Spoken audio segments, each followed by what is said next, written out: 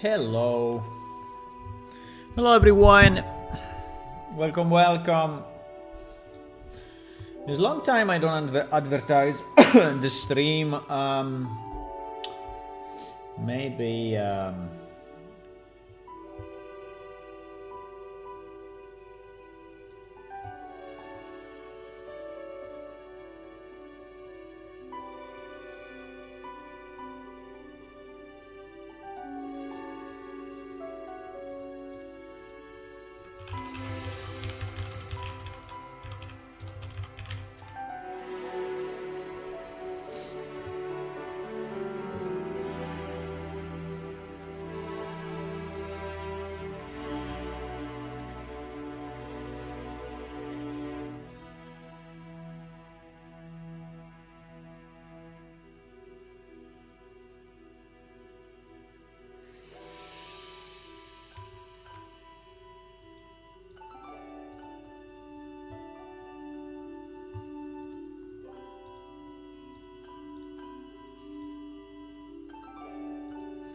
hello.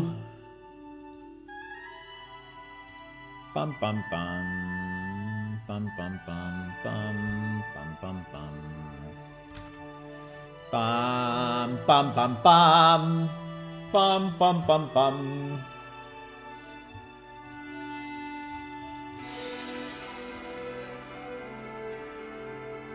Hello, hello everyone. Good afternoon, good morning. Today's holiday here in Italy. Yep. Hello, hello. For the one of you that don't know, we have a new release out. It's been released a week ago, roughly. 0753. And yeah, there are big weird machines in that release. So if you want to try it, go and do it. There are also rail tracks for cards. Yeah, I did it a bit of a Christmas gift. So for the 3D printed miniature, so I finished it and I sent it to print. So let's see what they say. Usually they do a check on the miniature, on the 3D model, right? They do a check and they tell me if it's doable or not doable, if there are any problems or else. Look at our beautiful underwater scenery, huh? Very nice, huh? Very, very nice. Very nice. Okay, so what I want to do, so we have the basic of what we wanted working, right? So at the moment, our okay, this is done. At the moment, our tribe system is capable of spawning one initial monster, right? And one initial monster. It is also capable of spawning the nest, right? Now the problem we have is that we basically want the nest, or in general any building, right? Any building to be able to, well, we have two things actually. We have two things. One is to have buildings execute scripts on a timely fashion, right? So every X amount of seconds or minute or whatever, right? So building executes script every X seconds, right? For example, the building can heal anyone in the surrounding, right? So it can be like a healing fountain or something like that. Or the building can do damage to anyone in the surroundings because he's a trap, right? Or he's shooting stuff or whatever. Now the script needs to be, I think, needs to be a progression event, right? Because we want to be able to use particle effects, sounds, and everything. So I think we need a way to basically run a script every X amount of seconds, right?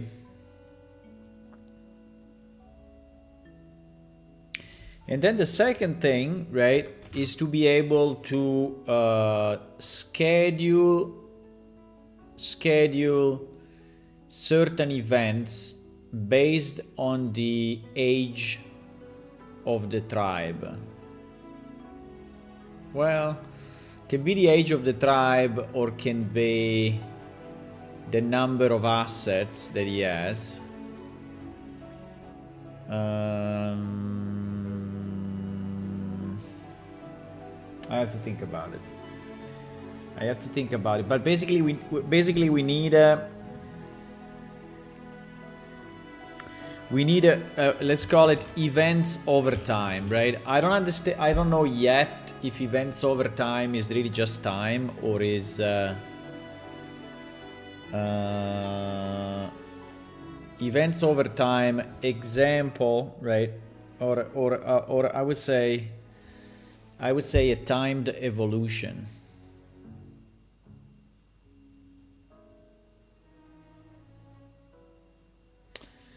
So we need to evolve over time. So for example, you know, 20 minutes, 2 nests, right? 40 minutes, I don't know, 5 nests, right? So I need something like that. So I need to have a way, and then minutes can become days. I mean, that's not a problem, right? But I need a way to schedule stuff in time. And also I need the nest to, I need the tribe to recognize if something gets destroyed, and if something gets destroyed, to rebuild it again, right? But that I think is already working, by the way. That I think is already working. I don't know if actually this one should be number 1, right? So probably first I need to do this, and then I need to do this, because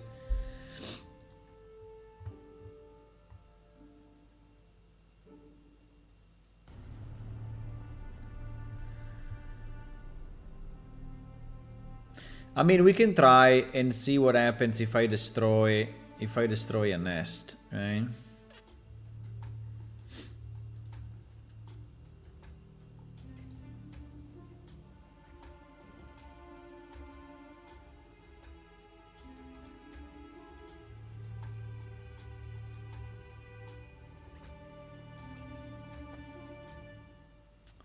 Let me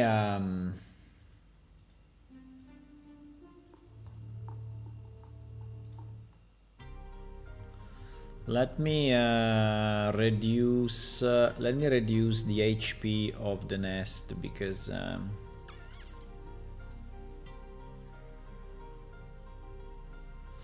think at the moment there's like 10,000 HP or 5,000 HP. Will take me forever, right?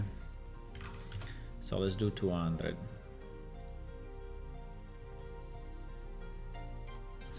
Let's do 200.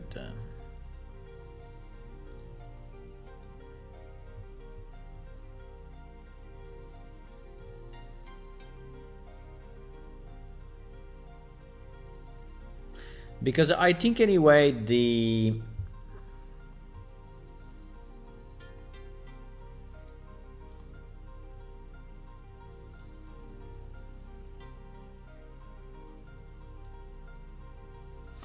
I think the tribe is continuously executing this, right? So if for any reason, right, it doesn't have one guy anymore, right? It's going to spawn it again. And by the way, do you remember that we removed the respawn of that NPC? We have to put it back.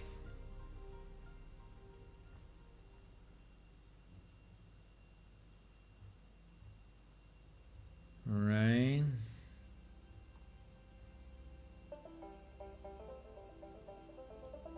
Yeah. These two lines, we have to put them back, huh?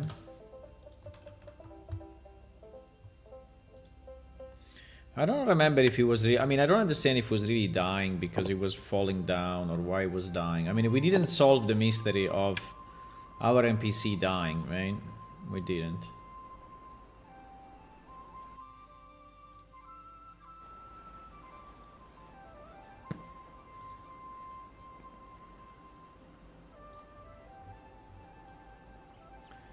Okay, also we didn't solve the position of the creature compared to the nest, but anyway, it's fine. So if I attack this, maybe if I attack it with a normal weapon, not with a torch. What?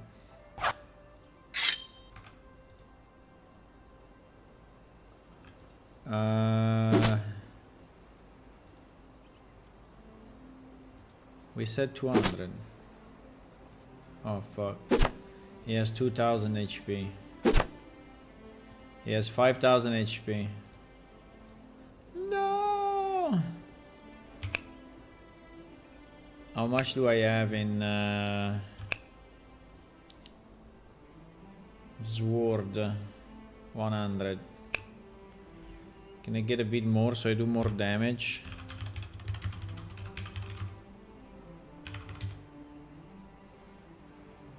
Wow, I can go 400 if I want. That's kind of weird.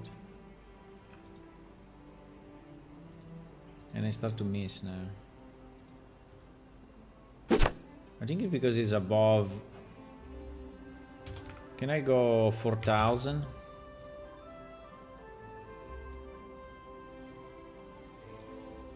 How can I miss, by the way? Okay, so now the nest has been destroyed, right? So what we want to see if he's rebuilt or not, but I think he will, right? It will be rebuilt. At least it was working before. So I assumed, yeah, exactly. You see, it's been rebuilt. So the rebuild of the net. Now, the only thing I don't know is if this thing is actually removing the item from the database or not. That I really don't know.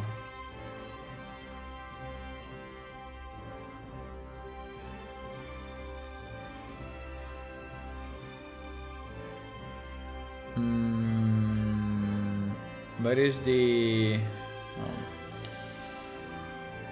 Oh. Wait.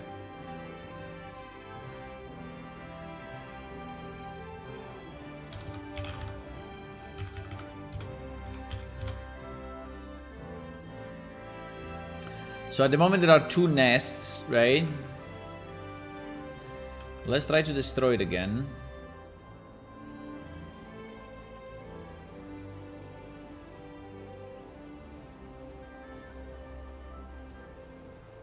How can I miss? I don't understand, but I'm missing. We will have to review that, but probably because in the dummy database there is not the real script, right? There is the dummy database, so it probably does not have.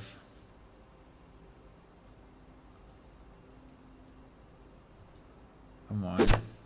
Okay, let me see if now this one got removed. Yes, okay, yeah.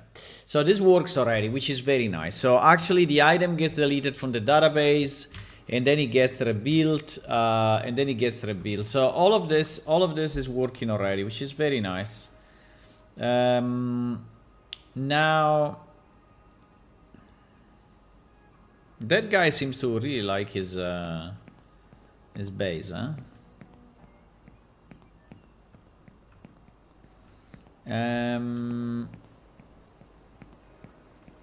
Okay, now I would like to have, you know, I would like to have a sort of a sequence, right? So how can I create a sequence in this recipe system, right?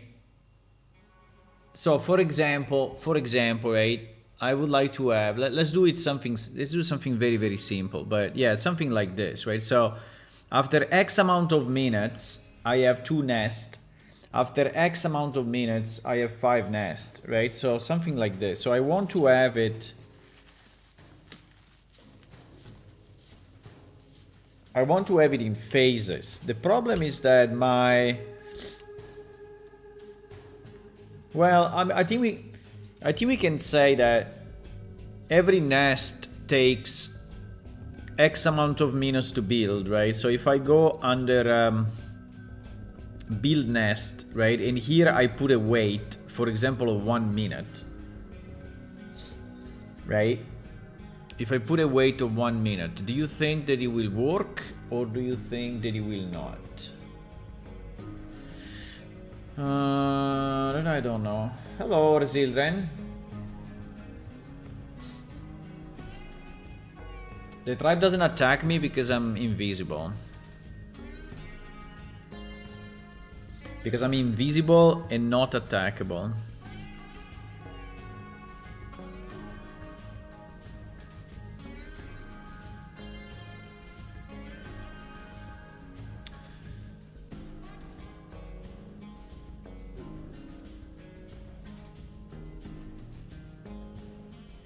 Because, you know, I mean, if this if adding a weight works, right? So let's say that I add a weight here. I add a weight of 60 seconds. 60 seconds should be enough to simulate, right? 60 seconds should be enough to simulate. I don't think it takes me more than 60 seconds to destroy one, right? So, but 1 second, let me recompile and delete. So maybe we can do this. We can delete these 3 lines. And we can delete the nest item. Okay. Then we can recompile, just because I re-enabled the resurrection of the tribe members, and also I did the change, I think, of the angle, so that the tribe spawns with a certain angle. Uh-oh, it seems that why? It seems that YouTube is not, at least the chat is not connected.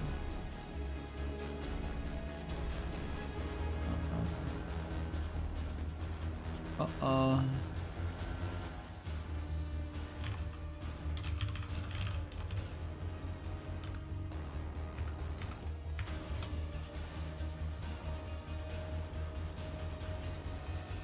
No, we are live, definitely.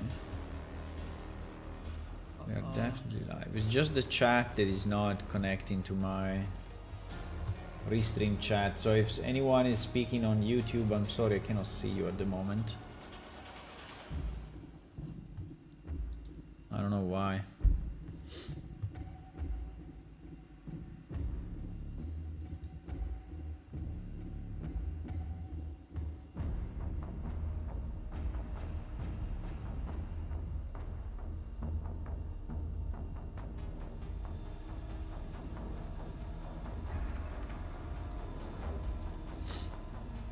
Okay, we recompiled properly. Yeah, I don't know why we had this fetish of declaring variables at the beginning of the method. It's so cool.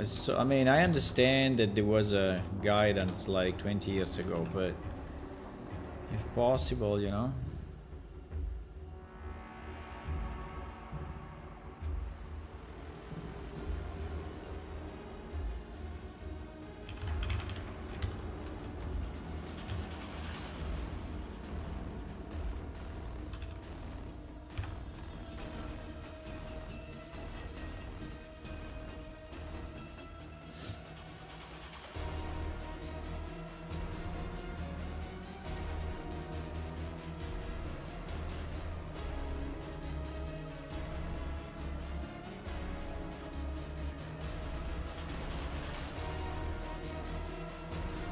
There are so many old stuff. I mean, there's so much old stuff in here, right? So like all the null pointer are not. I mean, in theory, I could do a replace all and GG. You know, I don't know. I could do a replace all everywhere, but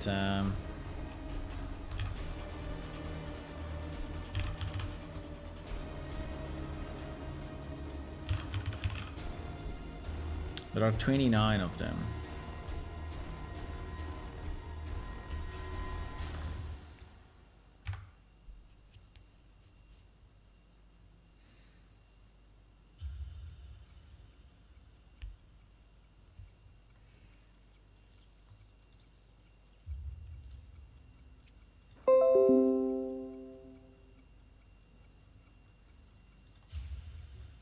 Okay, so now we have a 60 seconds. We have a 60-second delay between the construction of the next layer. Or, to be said better, right? Constructing a layer as an additional 60-second operation after.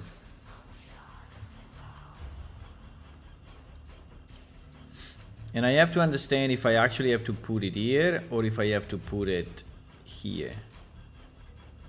So if one, if one script is executing, can another script execute or not? I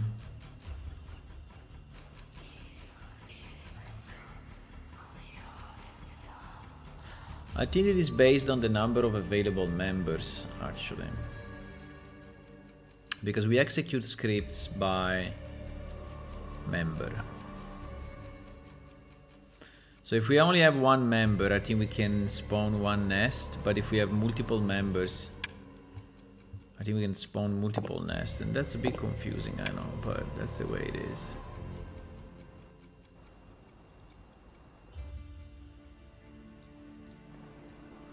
Yeah, definitely this does not work because we got both spawned immediately, right? So that is definitely not working. We got the guy and the two nests spawned immediately. So or I have to put it here.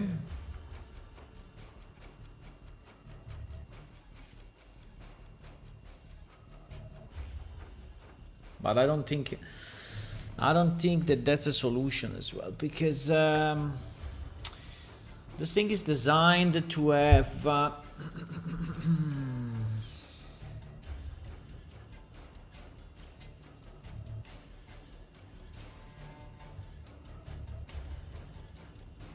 let me just think about it 1 second.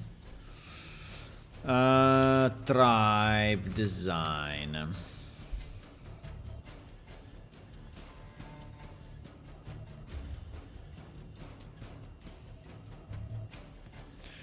So, NPC manager is ticking. Each tribe searches for idle members to assign tasks. Updates the waiting time of all top recipes. Select the best recipe based on the lowest wait time and higher priority. And then the tribe object select the top high priority recipe which needs execution and send it to the the recipe manager. The recipe manager passes the content of the recipe, checks the requirements. If the requirements are met, you proceed with parsing the algorithm. Step 3. If the requirements are not met, it pushes the recipe which has the requirement on top of the recipe. Okay. A new child of the recipe tree is added as soon as the tribe decides something can be executed. It is added to the tribal recipe variable. then the algorithm of this recipe is executed. For example, Percept and PC go to work. And the child is immediately removed from the tree. This means that while the NPC is working, the tree does not contain the child anymore. So if another NPC becomes available, it will pick the next requirement in line. Yeah, this I think is our trick, right? So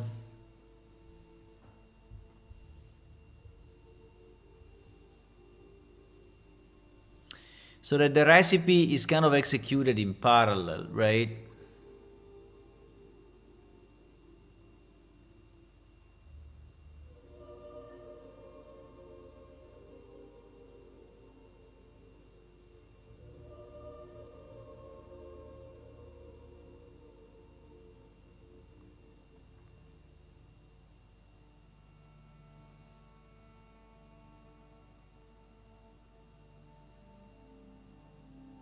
So there is this difference between distributed and concentrated, right? So that distributed, you basically have distributed parsing, right? The parser takes the first requirement and check it, plus try to achieve it. When the same recipe gets parsed again, the parser takes the second requirement, even if the first is not met, and tries to achieve it. Yeah.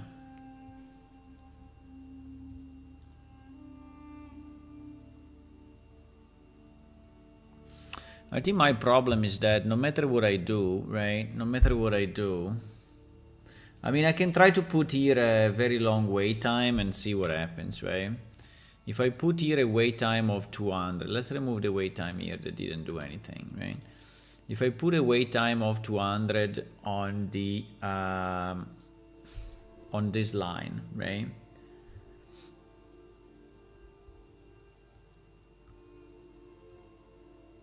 On this line, and then we delete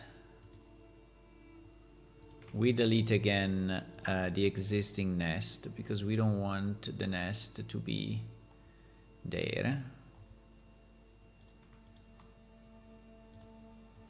We want our tribe to start from scratch, right?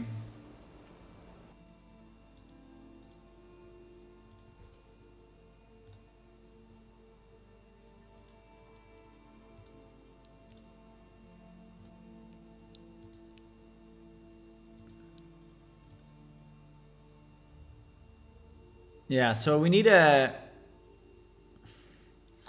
In theory, the way to create stages, you know, is to...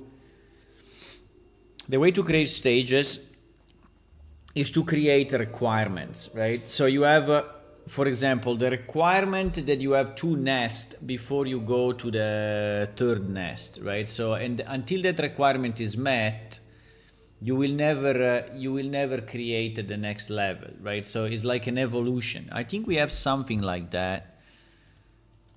The problem is that the previous system was really designed with mining or resource gathering in mind. And so our tribe was basically spending time okay, now we created only one. Now we created only one.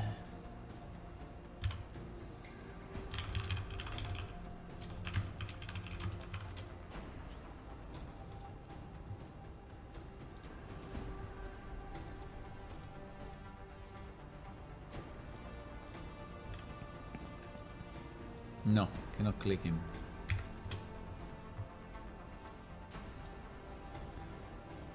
Huh?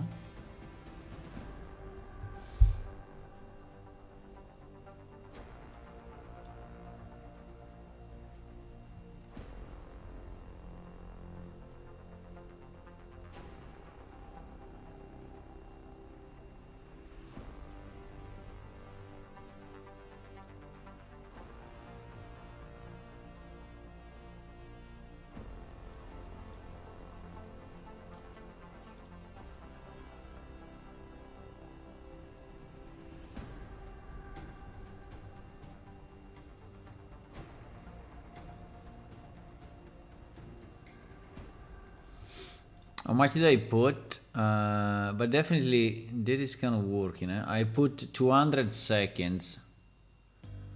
So it's like 3 minutes enough. At the moment what the tribe is doing is finding an idle NPC. And then it's applying again the kind of a wait function, right? So because there's nothing to do at the moment.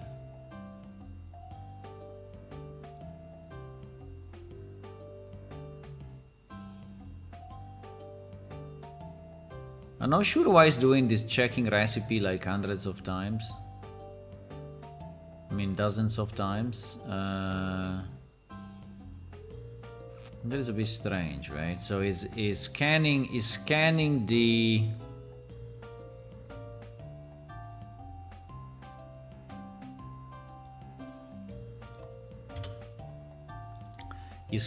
recipe continuously.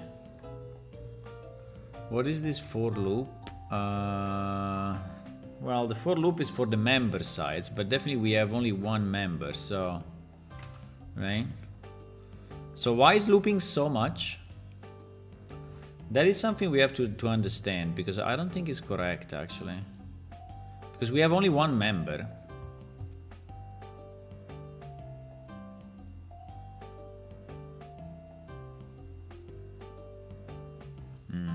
That's very strange.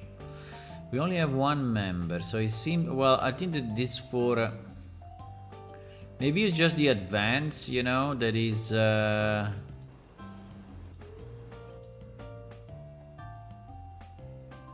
but definitely I would like to understand that.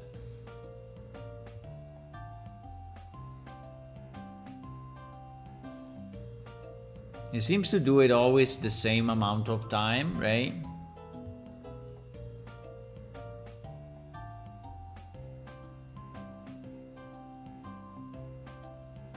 Let's just wait 2 minutes and see if the other one spawns, right?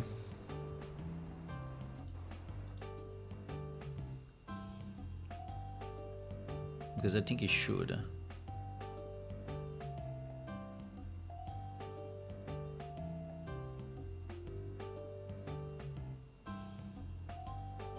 But I don't know if adding time to the actual top recipe is a good idea.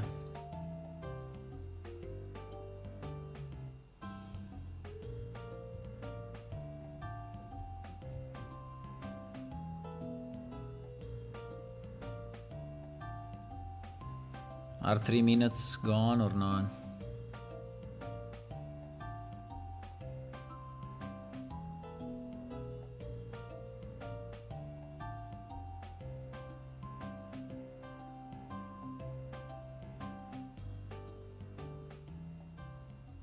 It seems that the wait is not...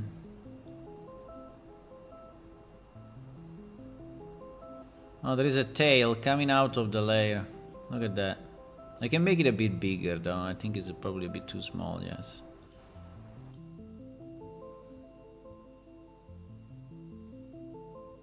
But he built a 2 before, right? So if he built 2 before, why should not build 2 now, right?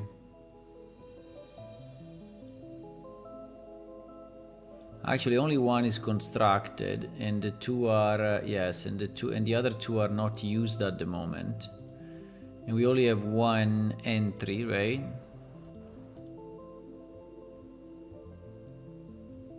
So it seems that he got stuck somehow, which is weird though.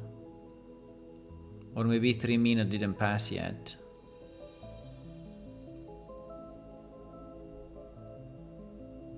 It's actually 3 minutes enough.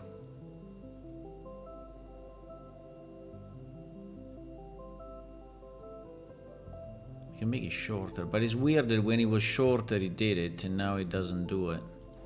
When it was 10 seconds, it created the other building, but now doesn't do it.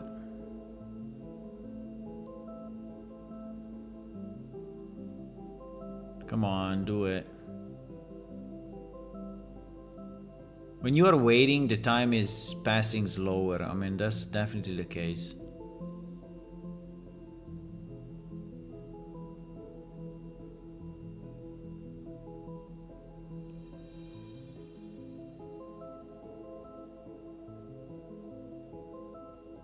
I think 3 minutes are gone already.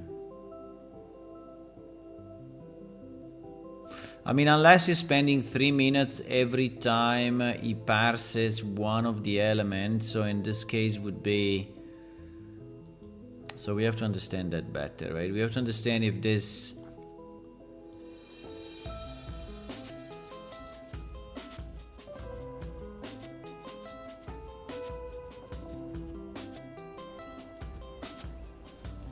No, it's not building it.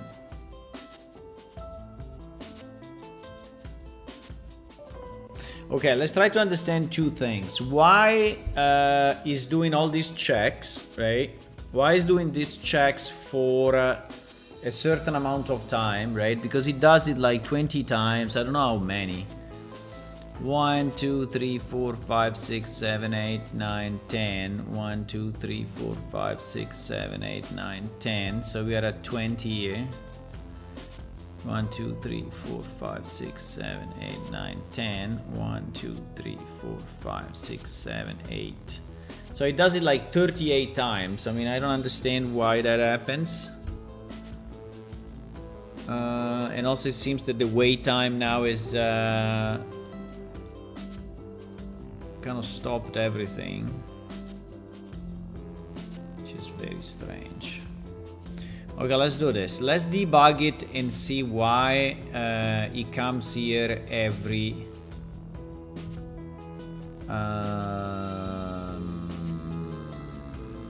So basically what happens is that advance is called a number of times continuously, and it is executed continuously, but only for like 30 something times, and then it stops for a bit, right? And I don't understand what is happening. So or is the wait time, or is this wait time of 10 seconds, which could be, so this means that the wait, he built the second one. Okay, so our 200 second actually worked. Our 200 second, now the rotation worked as well. The random rotation worked. Okay, nice.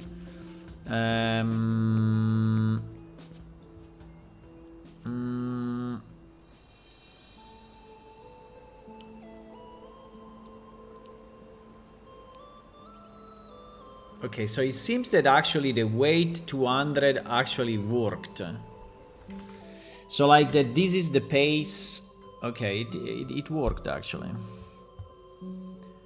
So that this is the pace at which this algorithm is executed again. Because it's considered not completed, right, until the algorithm is done, I assume. So like this we can... Yeah, but it's a bit weird that when we did it on the...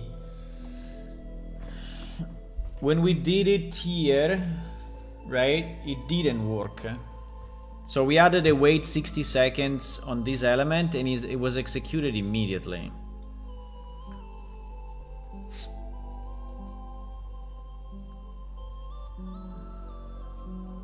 Why?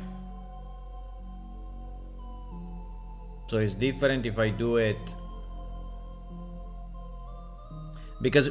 Because where I need it actually is on this script, right? I don't need it on this script because on this script is basically running the pace, deciding the pace of the wall system.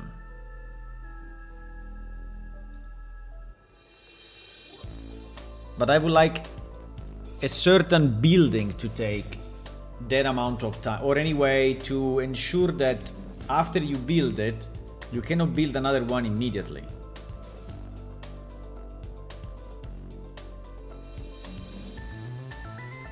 But seems that it is not working.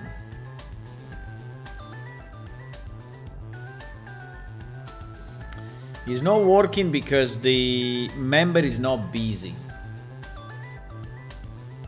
Right? Because the member is not busy.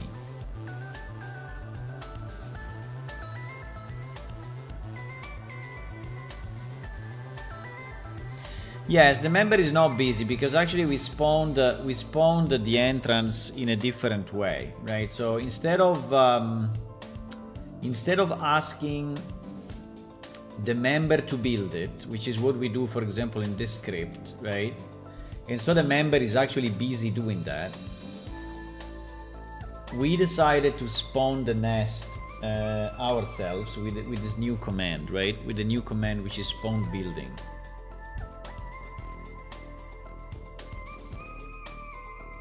So, or we add a delay to this command so that this is considered complete. But even if we put a delay here, the tribe will execute a different command, but it will wait. Okay, but we can have a requirement.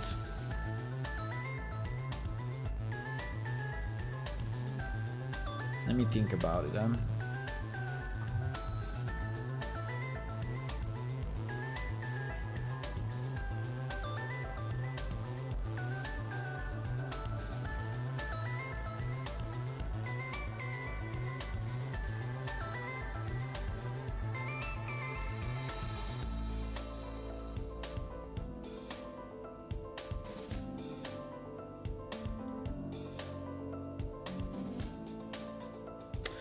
I don't remember where is the dispersed definition. Is on the wall tribe.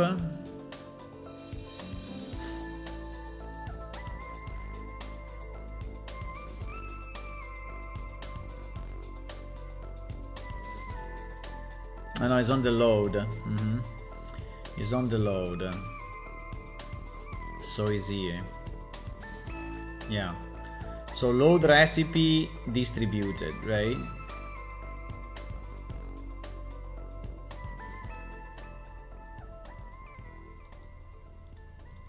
So if we remove load recipe distributed, right, and we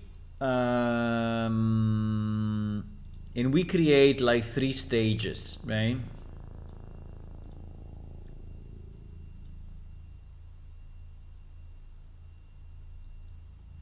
One after the other.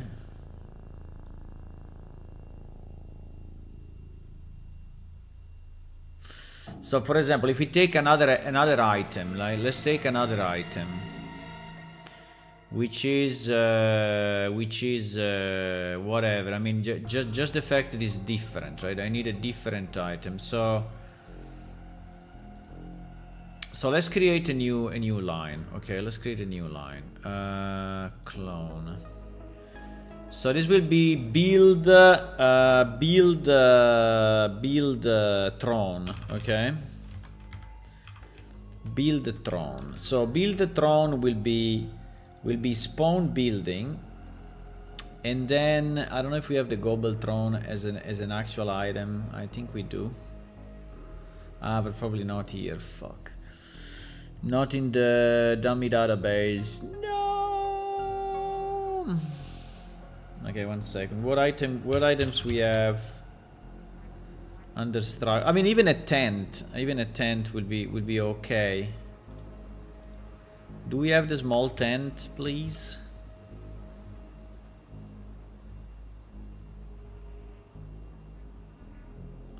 We don't.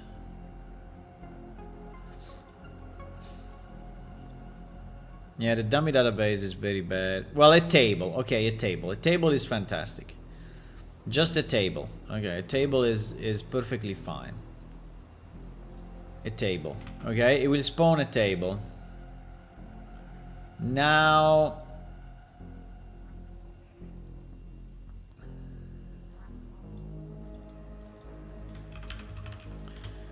build table. Spawn building table. Now we need to have 1 spot reserved for the table, unfortunately, right? So it needs to be that stupid, yes. So if I say that I will reduce this wait, you know, to 30 seconds, right? If we say that there is a state, so if this is not distributed anymore, right? But this is normal. And I have my building nest first.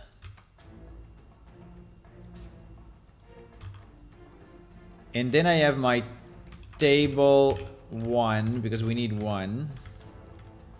And then we have build table, right?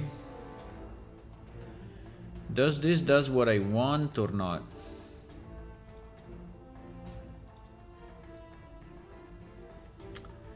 I need to delete again all the assets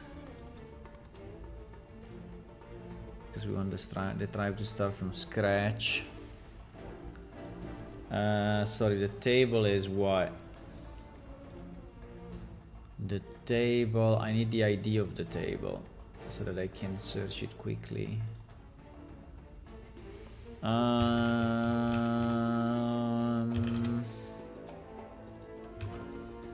138, okay.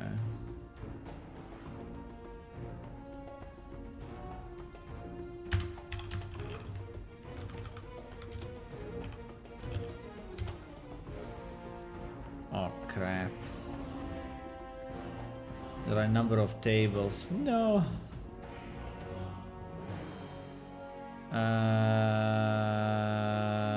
Shit. Well, but it will be at the end, right? It will be at the end. It will be at the end. It will be at the end. So I think it's fine.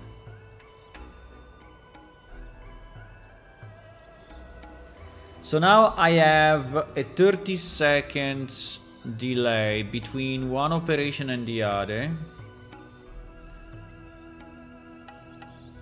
And let's say that we need at least one available member of the tribe to actually evolve, right? Okay.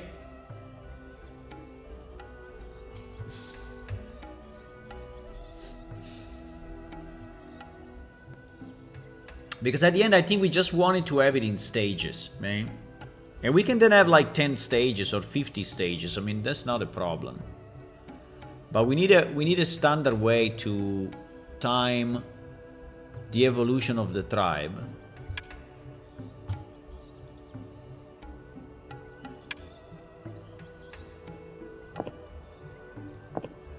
And now it's 30 seconds, so it should be more reasonable.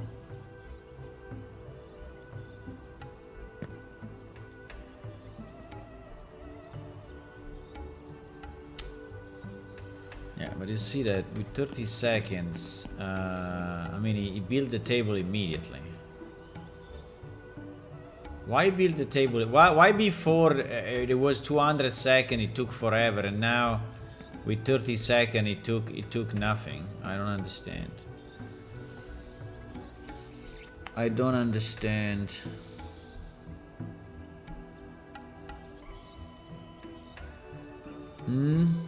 Why? Can the table be destroyed, by the way? Yes, it can. Is it getting rebuilt?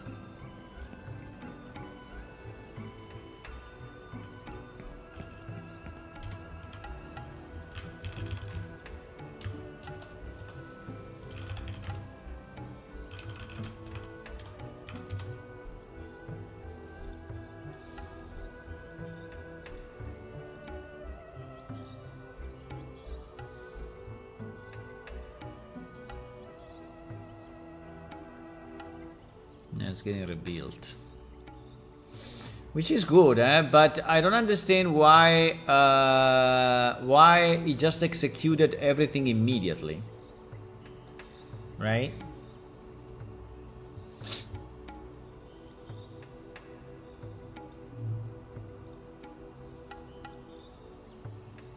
Why he executed everything immediately?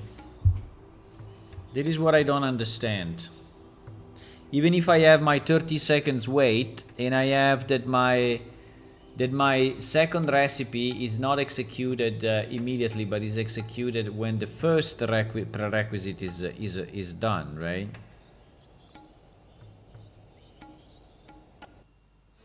I think the reason is that my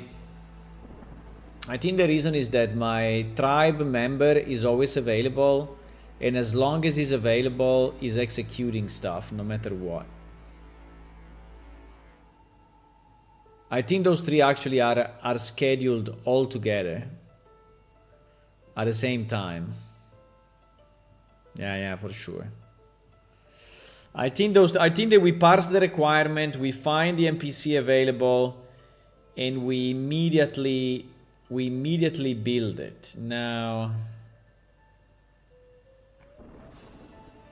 would it be better if I put the wait 30 seconds before the spawn building? So if I put it here, so that, let's do this test, okay? So this basically means that first we wait 30 seconds and then we spawn the building.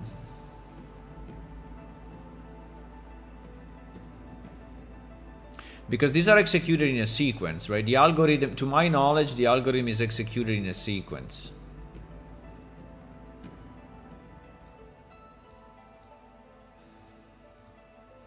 Probably like this will actually work.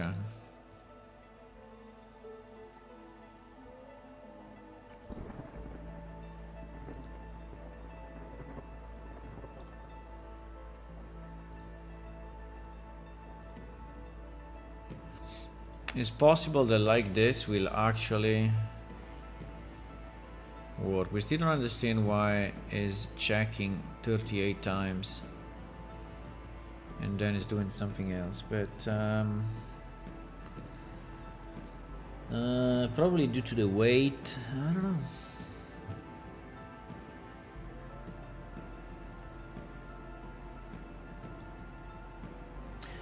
So in theory now,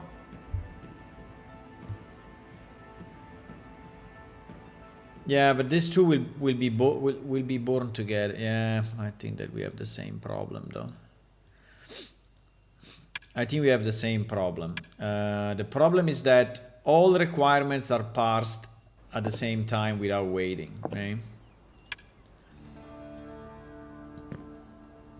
So probably the two will be created together, right? In 30 seconds from now, we will see the two nests created at the same time, I think.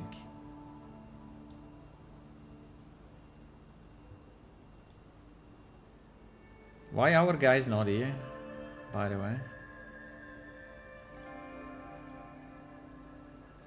That is strange, huh?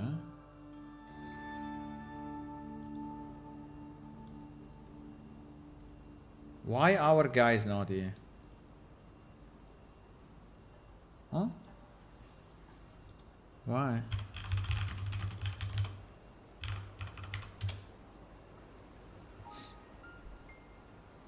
Our guy's not here.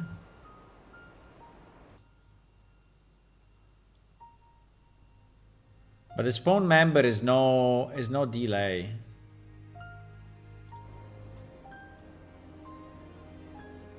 Huh? I don't understand what happened. Yeah, we reserved the spots. Right? We reserved the spots, which is fine.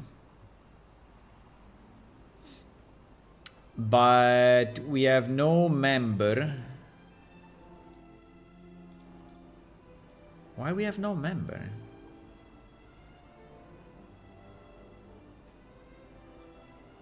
Makes no sense. So the only thing that I changed the I put a wait time in front of the buildings.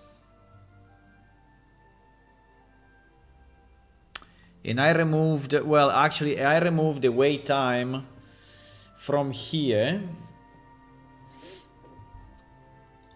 Yeah, but I don't understand why the wait time... I mean, it needs the wait time here to actually spawn the member properly. Why? That is a bit strange, huh? That is very weird, huh?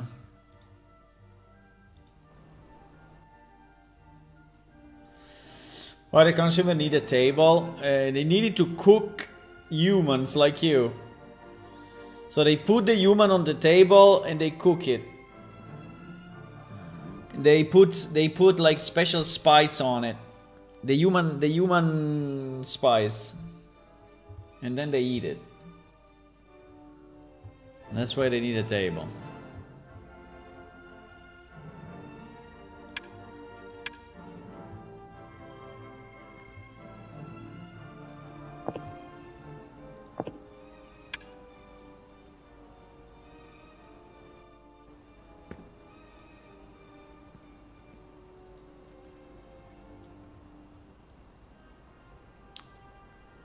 Now we have the guy and one nest. What the fuck? With the weight 30? No, it doesn't make any sense. Wait, it doesn't make any sense.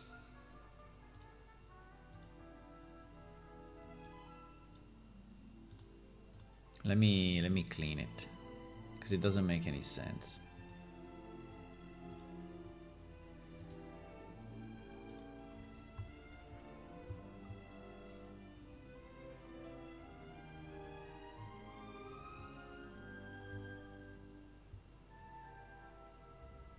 I don't understand why the weight on the main recipe is actually making a difference, right, in the execution.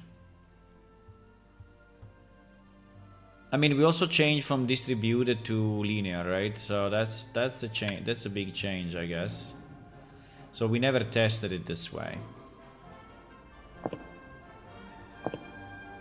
We never really tested it this way.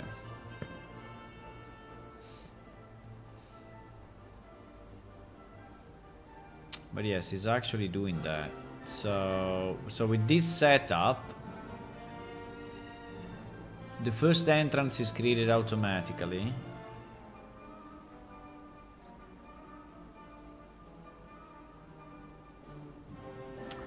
Yeah, but is the algorithm executed?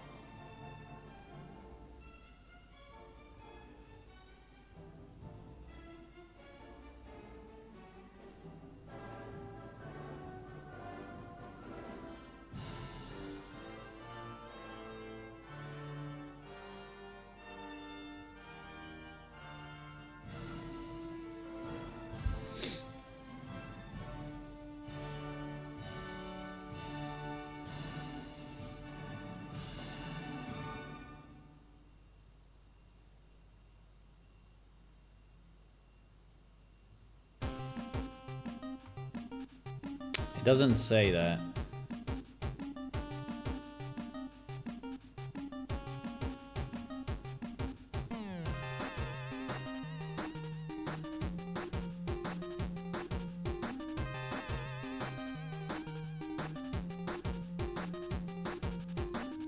It doesn't say this. It doesn't say if it's all done at the same time. But definitely the second one spawned only now, right?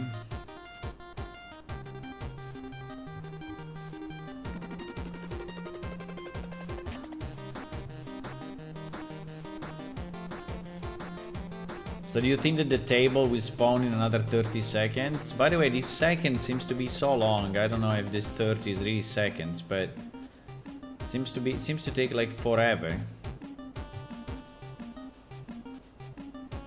I don't know if he's adding, you know, the tribe wait time.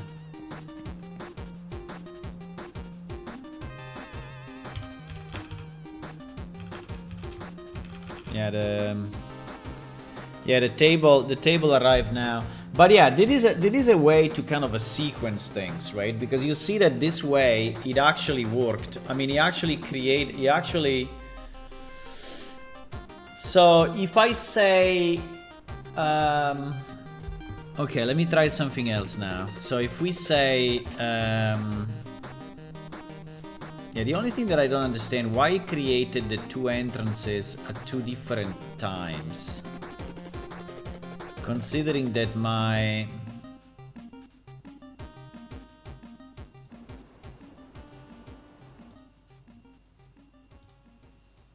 Probably because the wait, sorry, probably because the wait time on the wait time on this is anyway considered, huh? The wait time on the tribe is anyway executed, and then when this is completed is reading the requirements again. So basically what it's doing is reading this, is spawning the first member, so he's executing this, and this happens, I think, immediately. I mean, this should happen immediately. I don't understand if I remove the wait time here, why the member is not spawned, right? That's very strange.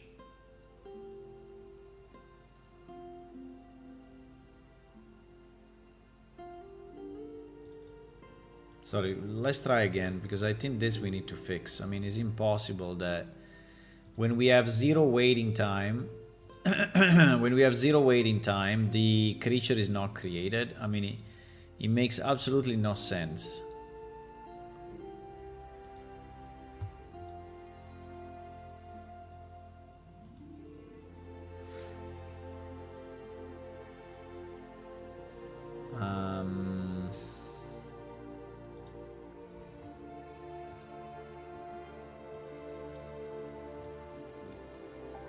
So now I have no wait time, right? I have no wait time in this line. I have no wait time in this line. So what should happen is that immediately, I mean, we can even debug it if we want, but immediately you should go here. You should go on execute next recipe, because members are 0. And the first recipe that he finds is the recipe of the spawn member, right? So I should do that immediately.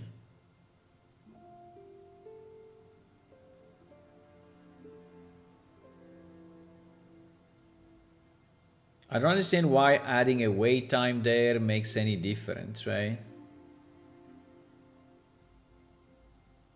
Yeah, but I think that adding the wait time before the spawn of the building actually works. If you want to create like a tiered... I mean, it's a bit of a trick, right? But it's fine. I mean, if it works, who cares? If it works, who cares?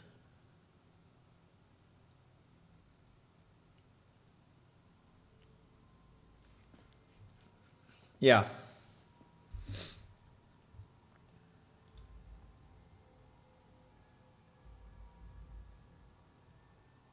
I can also avoid connecting with my client because I can see it directly from the debugger, right? But I mean, if we want, we can, but it's not really needed, I guess. Yeah, you see, execute next recipe is the first thing that happens, right? Because we have 0 members. And now the best recipe will be, right, will be our spawn member, right? No, actually the first Hello? recipe... What are you doing? Is the tribe spots. Hello, Phoenix.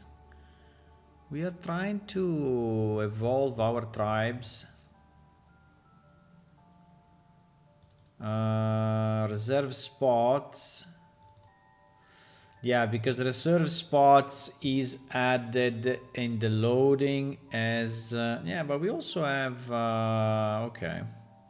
Okay, it's executing the tribe spots. That's fine. I mean, you can do that. You can do that. Fine. Then what is the next one?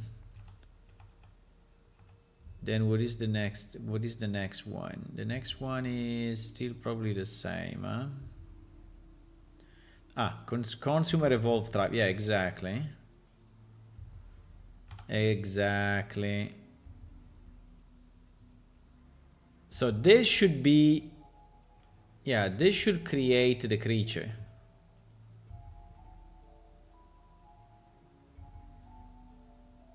Exactly. So why I'm a bit confused actually.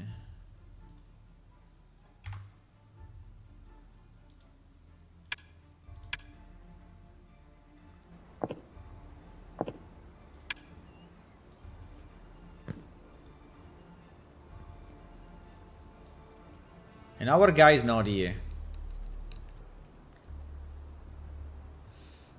But we created it.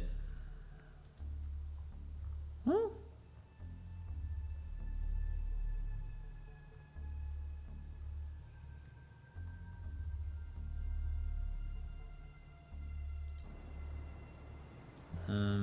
There is something not working.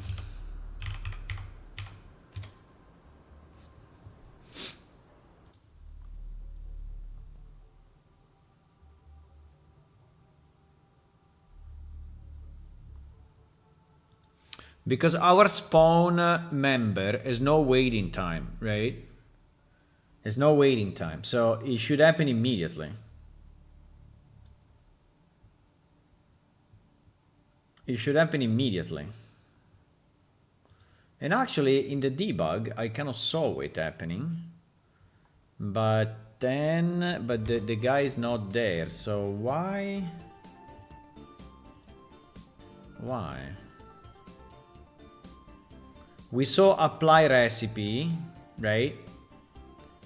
And the recipe was evolve tribe. Ah, it was evolve tribe. It was not ancestor spawn. It was evolve tribe.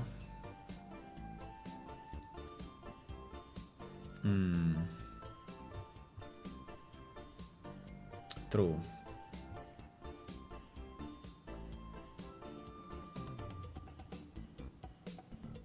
But apply recipe should read the requirements, right?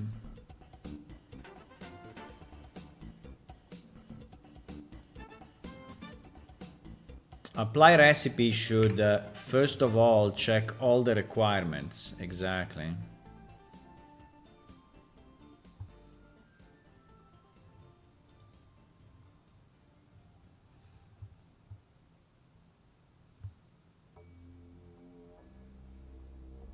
So this is the first recipe. I started it again. This is the first recipe and is the spots. So the spots we don't care. Let's just do it. Okay. Then after the spots we have the evolve tribe, right? This is the one that we want to check. So in the evolve tribe is getting all the requirements, right? And our first requirement is to have the warrior spawned, right? You see, warrior ancestor, consumer ancestor spawn, right? That is the first requirement. So I assume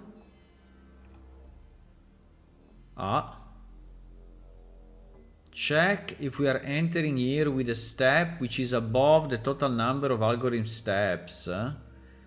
In this case we can complete the recipe. Example, wait 60 step will add wait time, then enter here with step +1. What? No, that is broken. There is something broken here.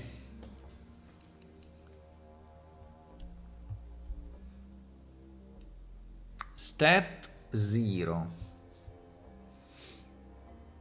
Algorithm number -1. Ah, because the algorithm is empty. Because the algorithm is empty. So if the algorithm cannot be empty, basically is what we are saying. The algorithm cannot be empty. Well, but if it cannot be empty, then we need to catch it as an error on server startup, right? We must. Let me see in production. Production, tribe recipe. Tribe recipe.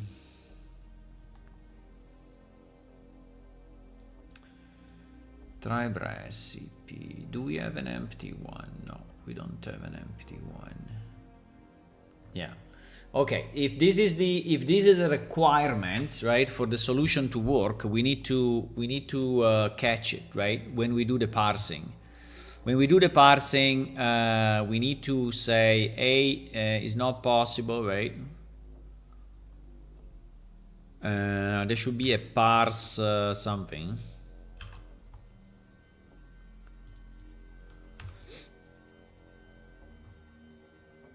Add recipe node, requirement partner make it distributed,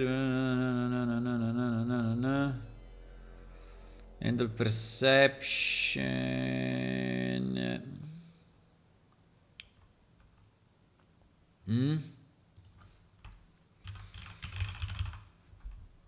Where are we loading the, come on.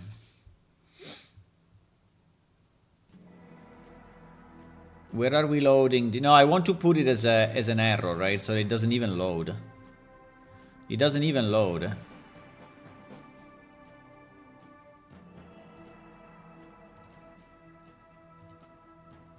Maybe there is a recipe load or something.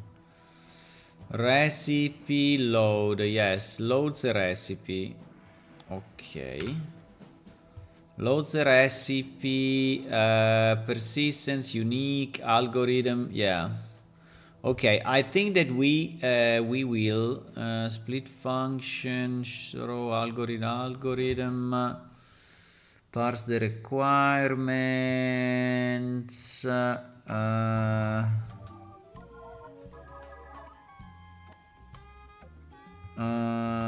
okay, it's impossible that this fails. So a recipe requirement require buffer, require recipe, unknown recipe requirement.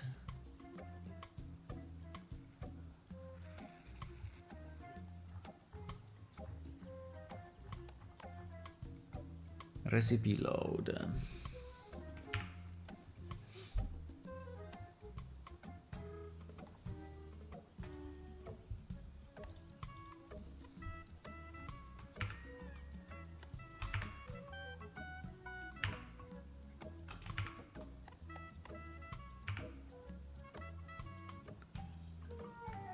Recipe load.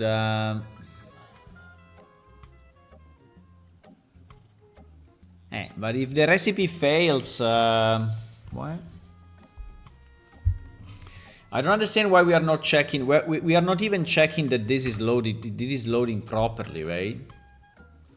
You see that we have some return false, and those return false do not.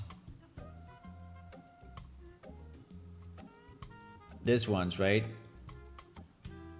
We require the recipe, but none were given, for example.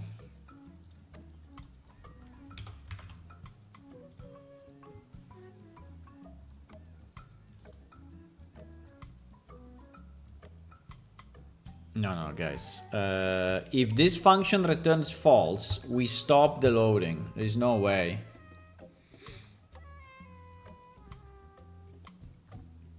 Right? While it seems at the moment it's bailing out only, I mean, we need the tribes to actually work properly. So if there is something that is wrong in while loading, right?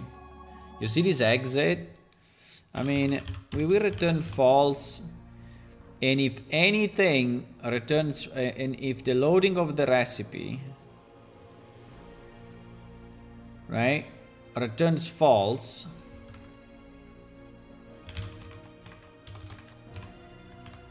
right, we just ask a shutdown. We shut down the server because we don't want to load anything. So to shut down the server,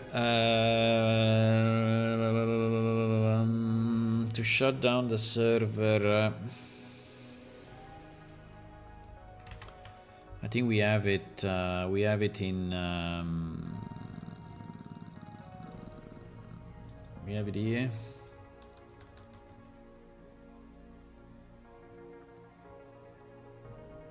Yeah, request exit.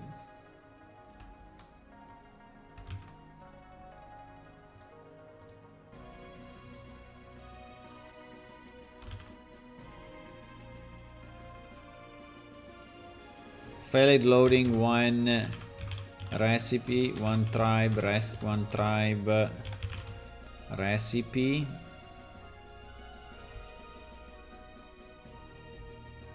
And do we want to it would be kind of nice to type at least the name, at least the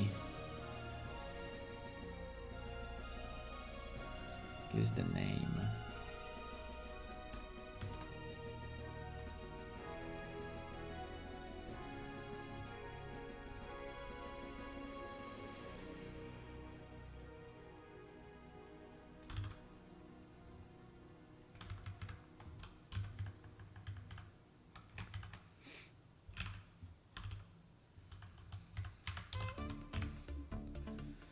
At least the name, right?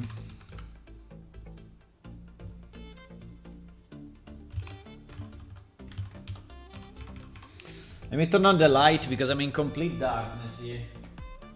I don't even know what is going on in this life. Ooh.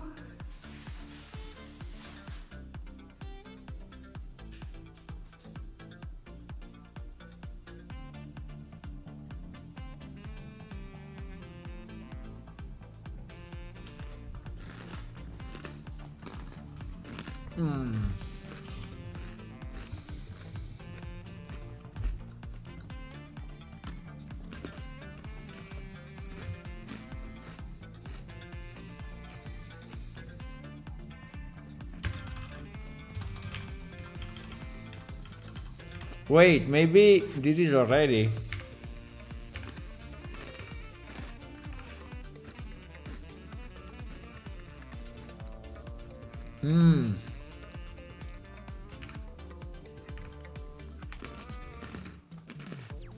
Yeah. It is already doing it. We can just return false. We don't need this. We just need to return false. Okay. Okay, so now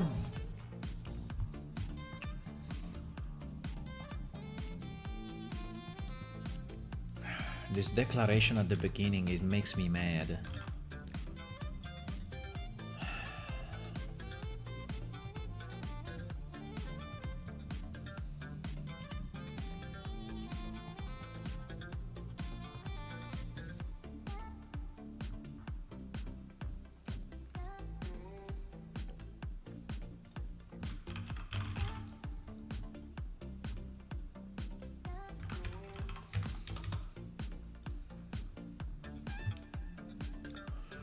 Okay,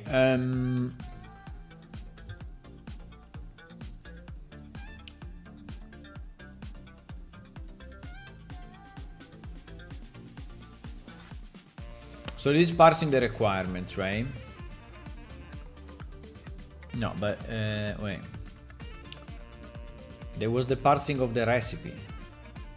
Of the, I mean, of the algorithm, no?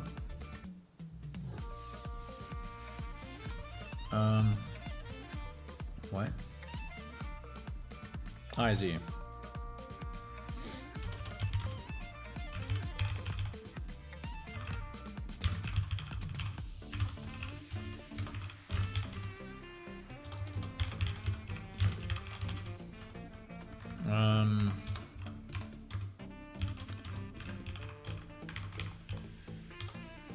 Now, I mean, you could say, yeah, because I think it doesn't make sense, right? If you have a whole recipe that does nothing, it's a bit stupid, right? I mean, in reality, the recipe is executing the requirements, but it's fine. Let's not change it. Let's not change it now. Let's not change it now. Let's not change it now. Let's say that if our algorithm is empty, we return false, right?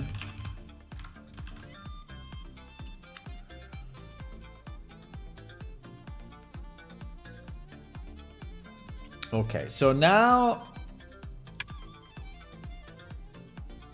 I mean, just to test it, right? Now, if I launch it, it will give me an error because my requirement here is empty, right? This requirement is empty, so I will have to add at least like a weight 20, like a weight 10 or something.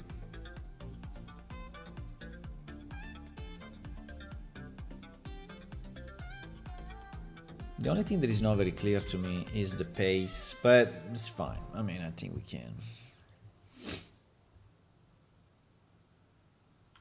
By the way, hello everyone. Welcome to the stream. Hello, hello.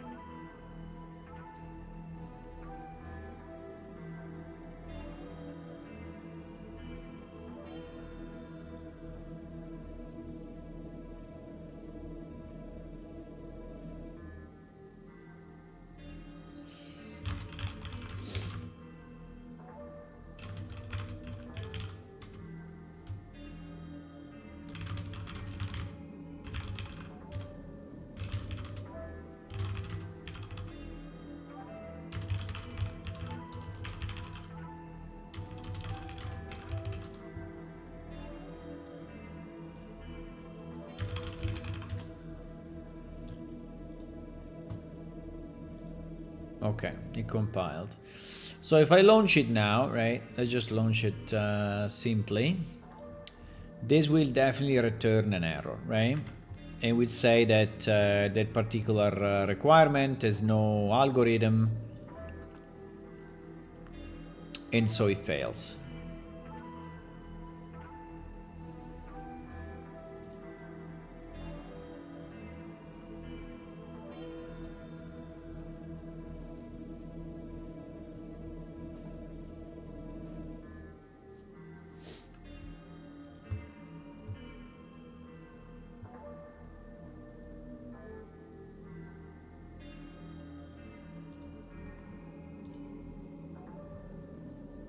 Okay, in fact, he stopped. And let me see.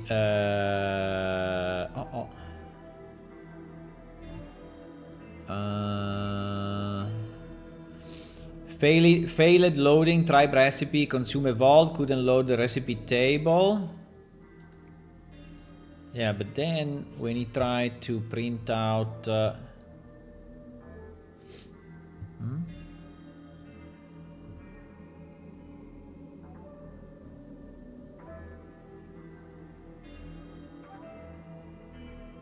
Failed loading tribe recipe.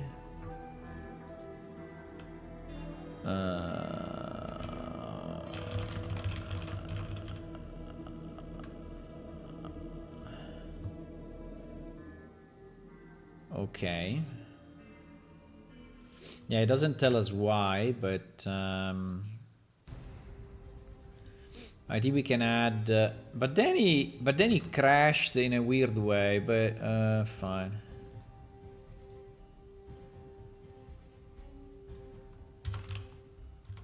I think we can add just an indication here, otherwise we will not know why, right?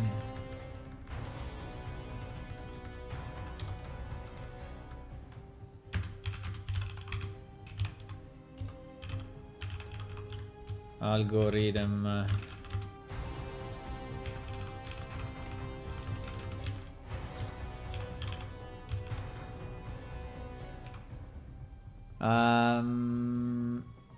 Name.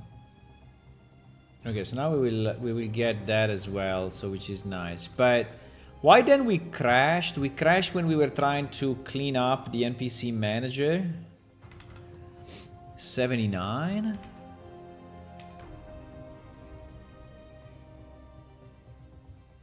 Oh wow, delete world. What the fuck?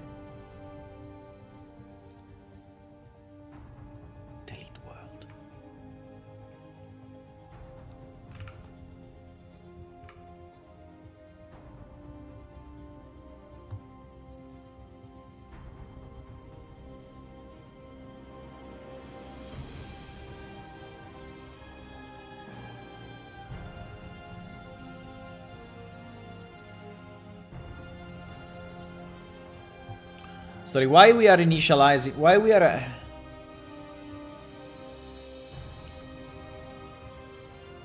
Huh?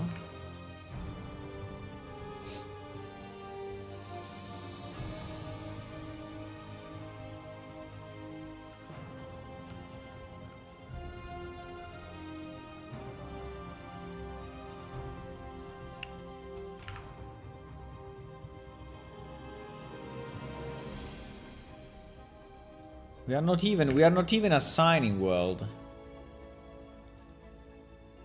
We are assigning from spawn manager.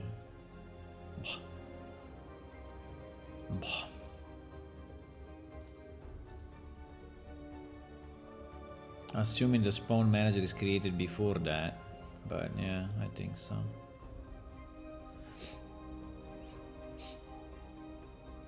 It is kind of useless to me.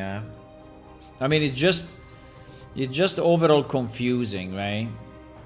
Yeah, it's overall confusing. Fuck it. I will delete it. It's just overall confusing to have a world set. I mean, we always need to get. Yeah, we can do this. I mean, this to me is fine as long as we do spawn manager. No, not that spawn manager.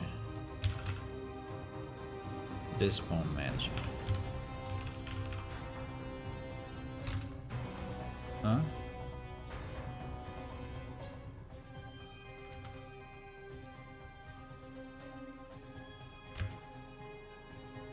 Huh?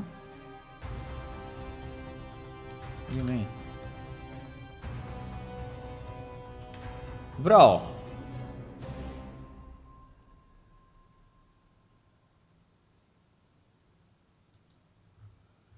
What is it doing?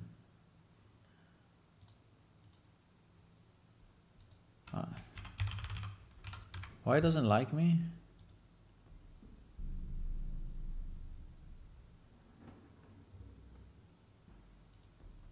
I don't.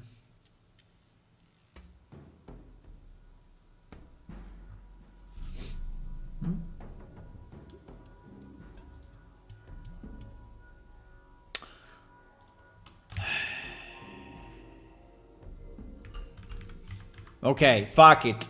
I will leave it as it is. Fuck it, fuck it, fuck it, fuck it. Let's not do stuff that is not needed, okay? Fine, fine, fine, fine. Keep it, keep it, keep it, keep it, keep it, keep it, keep it, keep it. Keep it, keep it. If you want to keep it, keep it.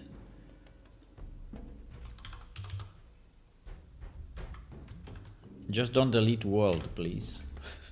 Because Unreal Engine will do it for us. I don't know why we have this 1 million errors, but fine.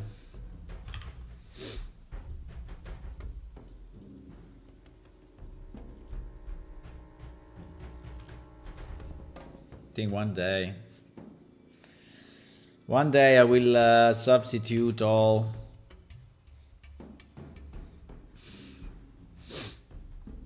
Find entity by ID, find entity by name. I think these ones we completely replaced now. Since pretty long time, right? We replaced them with functions in plane shift game mode. So we have all defined, yeah, you see, we have all defined here. Find player entity, find player character entity, find NPC entity, find... So I think that these ones are not needed anymore. Also, these ones were used by ID.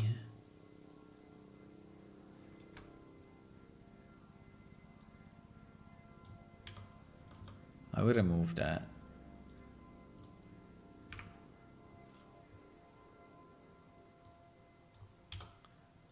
Did I delete too much? Or... There were 3 functions or 2 functions? I don't know. I'm just cleaning up a bit this stuff, because anyway we are not using any of that, right? I'm just cleaning up stuff. A bit of spring cleaning. Well, actually January, but January 6th, guys. The year just started. What are your wishes for this year? Let me know. More plane shift releases, I guess. What are your wishes for this year? Huh?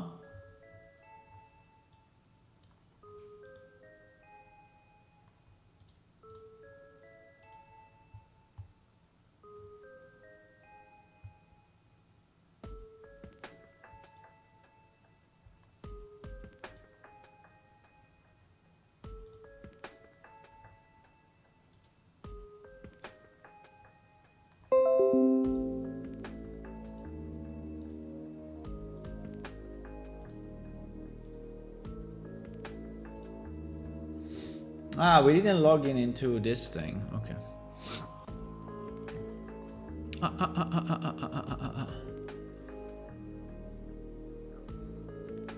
Oh wow, there were function using it. Even if I think we never called this. But there were actual function using this. Find entity by name.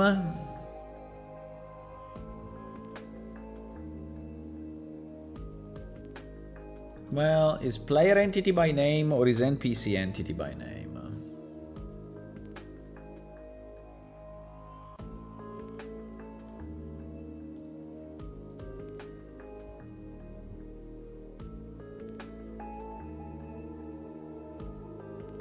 We don't know.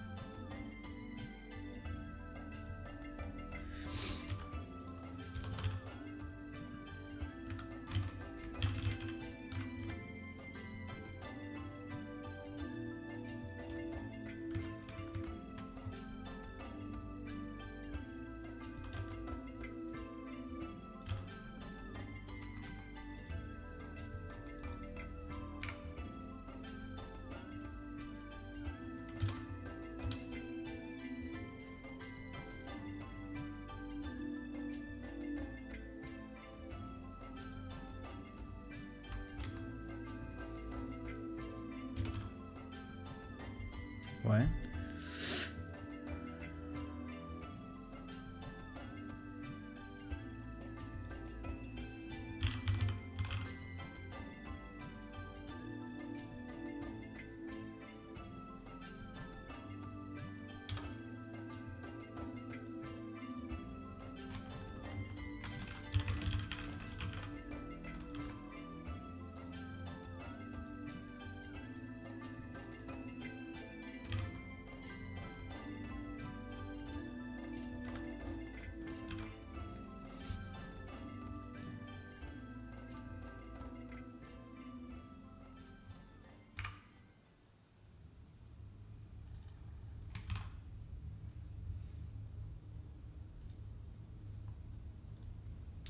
Wow.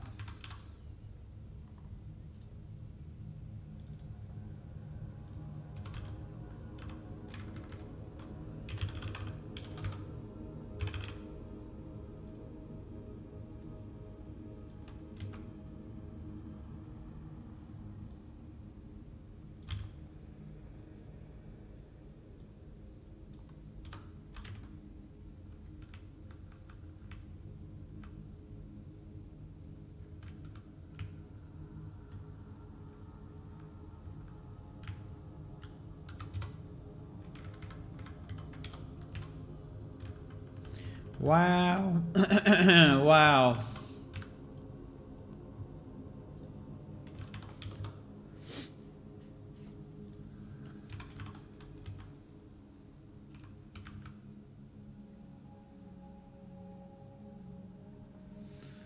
This cast is a bit annoying, huh?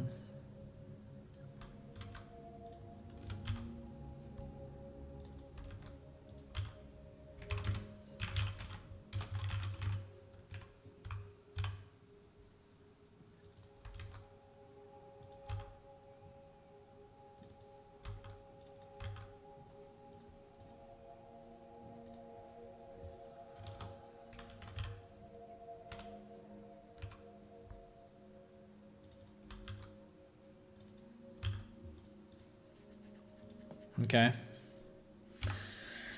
We cleaned up some old code here, which is always good. Bam bam bam. Why don't have the follower at the top? What happened? Why everything is GG in this life? Webhooks. No, overlays. Yeah, overlay widgets. Yeah, exactly. Why?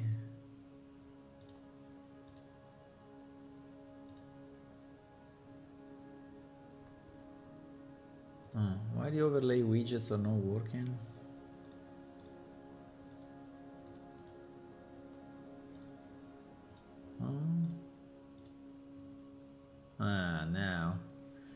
Now. Okay. There is always something to debug, you know, and to fix and to... By the way, guys, we want to reach 920 followers. If you want to drop a follow, that would be very nice. Do it! Okay, let me try again. No. Let's not start it this way. Wait, no. It's too long. It's too long. Okay, anyway, start. Okay, stop.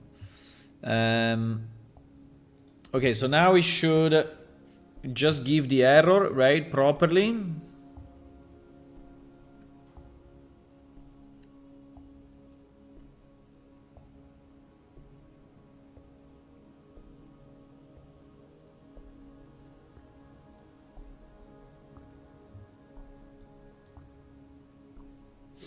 While loading, and then we will just add the wait time, right? But at least now we are bulletproof, you know, on future loading. And it's also telling you and suggesting you to add the wait 10 in case, and right. So it should fail now. Okay, you also exit gracefully. Cannot gracefully. Okay, it did. Yeah, nice. Okay, there's no error anymore, and just telling us that, yeah, this tribe recipe is an empty algorithm, and otherwise the minimum failed. Okay, couldn't load. Okay. Okay, maybe, you know what?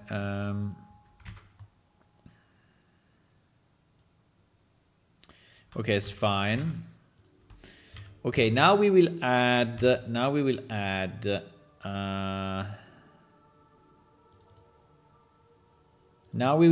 I think it's okay. Now we will add the weight 10, okay? Now we will add the weight 10. So with the weight 10, we are now back to the original where we have something to parse, something to execute, and then yeah. So it will take 30 seconds to build the nest entrance. After the 30 seconds, since this requirement will continuously fail, right, it will build a table.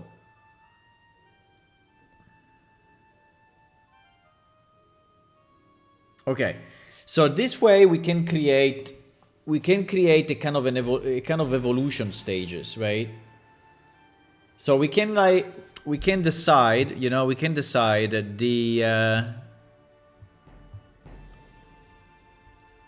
we can decide the layout of our so basically what we did this one, right? We did this before, so this is basically done now, or at least we know how to do it, right? We know how to do it. Number 1 is done. Because I can, and now if I want to script it, if I want one nest to be built after the other, I will just do this, right? I will say 1, and then I will say 1 again. Now, I don't know if it's really the best in the universe, but it's fine. And then it builds the table. So basically, if I do it this way, right, we can verify it, but I think it will work. I think it will work.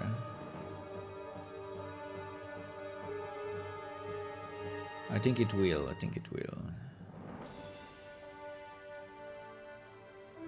You didn't save it to database? Why? Huh? Okay. GG.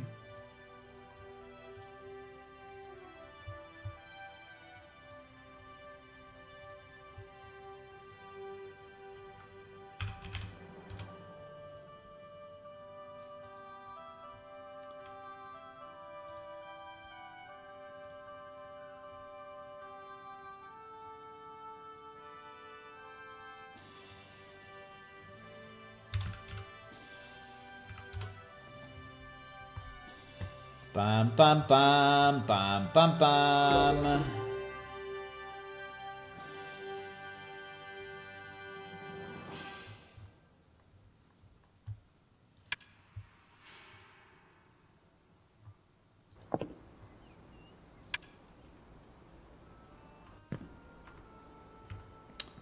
Pam pam pam pam pam pam. Okay, so our tribe should generate our initial guy. In theory, should be done immediately. Uh-oh. It doesn't? Ah, here it is. Okay, after 10 seconds or whatever, right? He generates our guy. Now, he started the 30-second delay for the first nest, right? So in theory, in 30 seconds from now, he's generating the first nest. Hopefully not both, but it may also be, I don't know.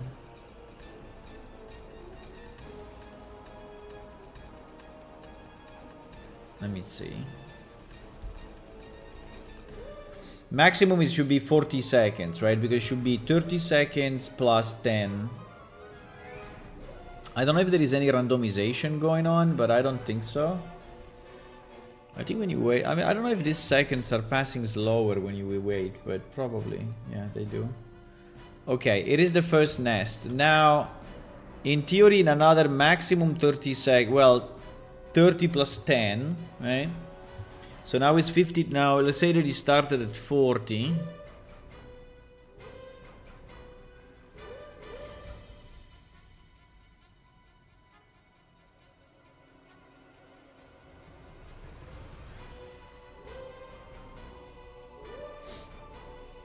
So at about 10 or 20 maximum, if there is the 10 delay on the tribe.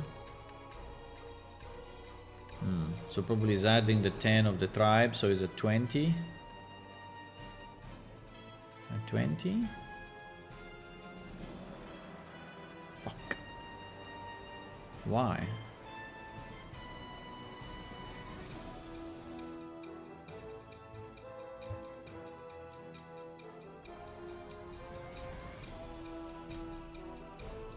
Why the timings are not correct?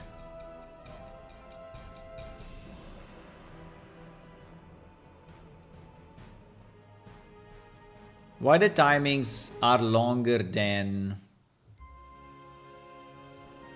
What the fuck? You spawned the table, my boys.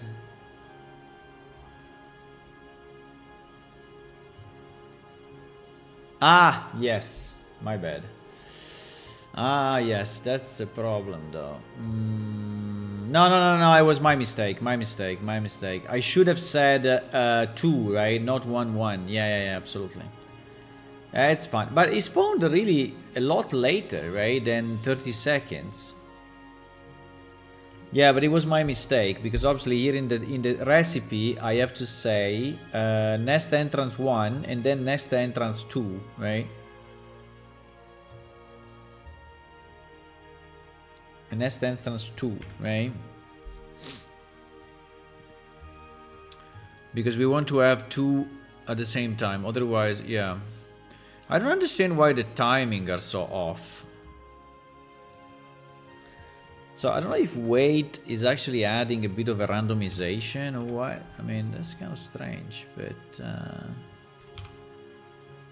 is it adding any randomization? Because it's kind of strange, huh? Modify weight. Wait a number of seconds. Convert to ticks. Convert to ticks. Well, convert to milliseconds, I guess. Modify weight.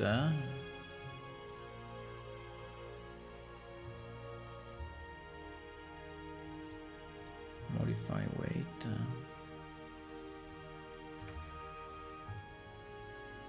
Tribal recipe, modify weight.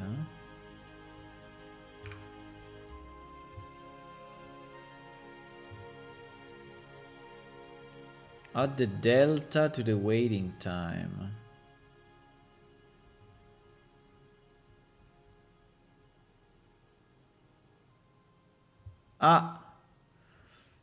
Is incremental. What is incremental? Weight delta.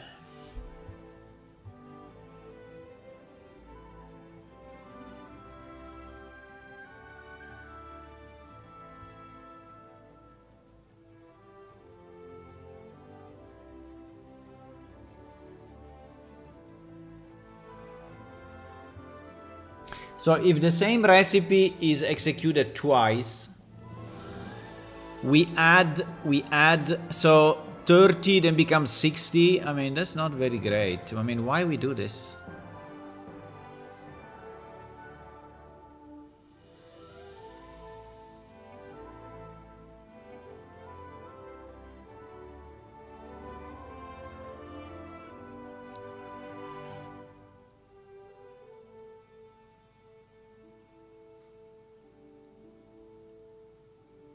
Huh? No, that is not a good idea. Sorry, for whatever reason, right? When we have weight here, we add this waiting time to all the children. Huh? You see that it's doing children modify weight. So it's like a cascade effect.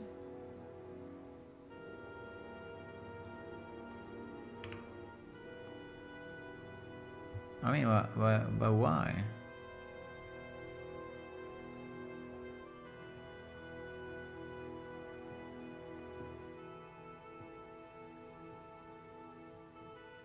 No, I don't agree to this. Why we have the, why? I mean, we can have 2 versions maybe. We can have one version that is adding a weight. In any way, how is this actually executed then?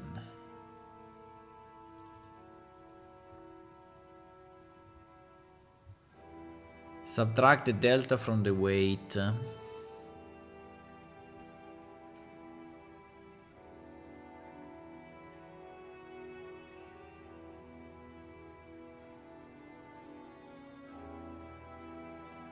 I understand this, but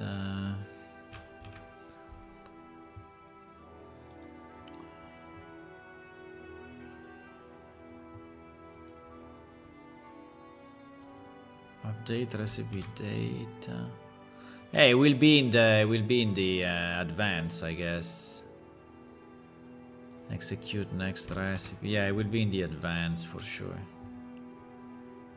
Yeah, the increase value is basically the delta coming from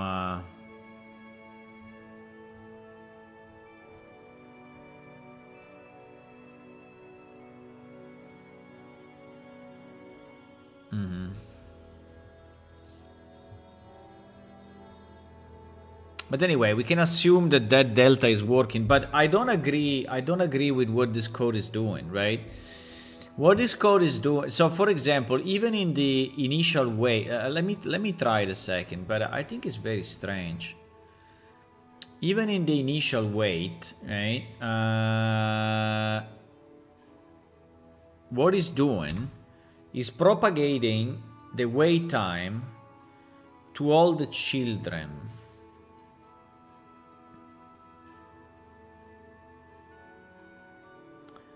Is propagating the wait time to all the children. No, in theory it is correct, because otherwise they will have delta 0 and they will execute before. Well, depends if we remove the delta time also from the children or not. When we do update delta time, when we decrease the time, right? Yeah, when we do update wait time, we do it also on the children. Okay, okay, I understand. I understand.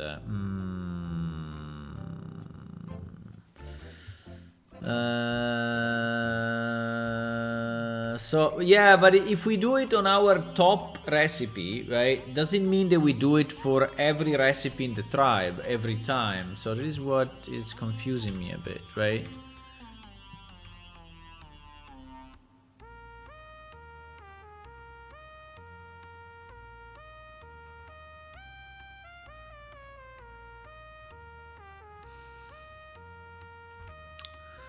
Also, let me check 1 second why we are executing this continuously.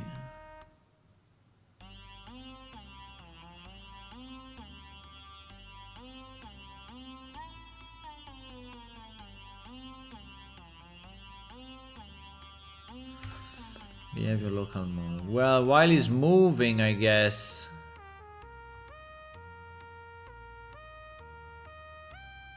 Modify weight.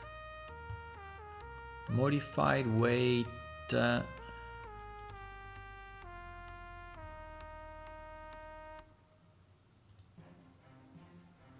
Recipes, consumer evolve tribe.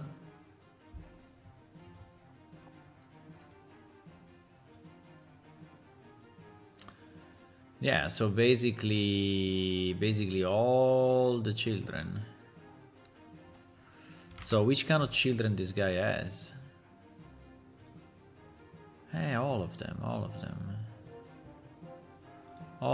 So he has the even the do nothing. Even the do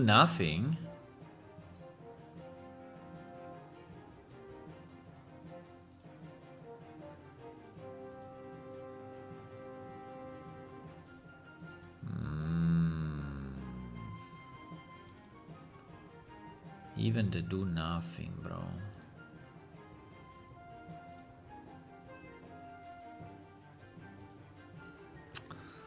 I mean, even the do nothing is getting an update.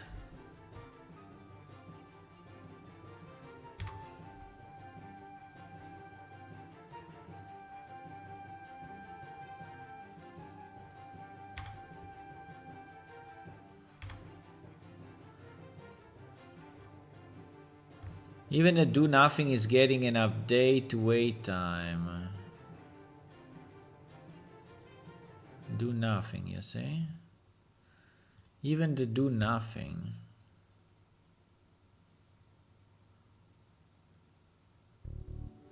If recipe equal to recipe.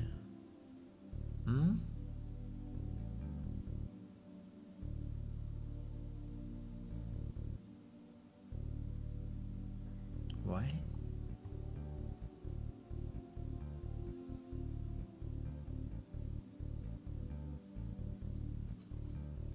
Huh? Is adding the delta only if the recipe is the given recipe?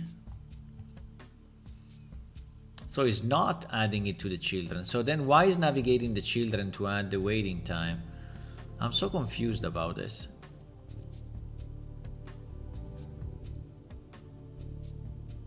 I'm so confused. Can you understand it, guys? Can you understand why it's doing this? So we basically have a tree, right? We have a recipe tree, right? Where we have all the recipe in a structure, and the structure is pretty much the same that we have here. So evolve tribe as, I don't know, this ancestor spawn as a child, this nest entrance as a child, and such. So what this code is doing,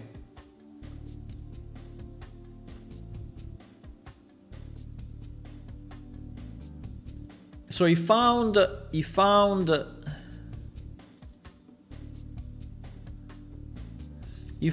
weight 10, right? And he found it as an algorithm of our main consumer evolve tribe, right? By the way, I have to do the stupid event of the stupid game.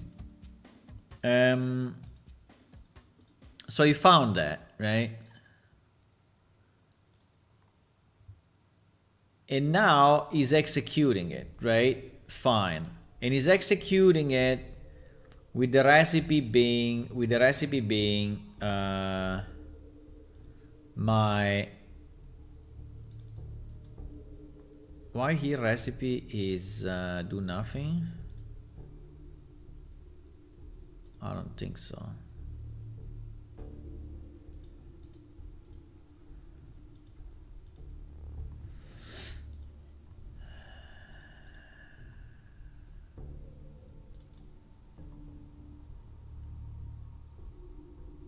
Weight 10. Because also do nothing is weight 10. Do nothing as select buffer weight 10. Yes. Yes, it does. It does.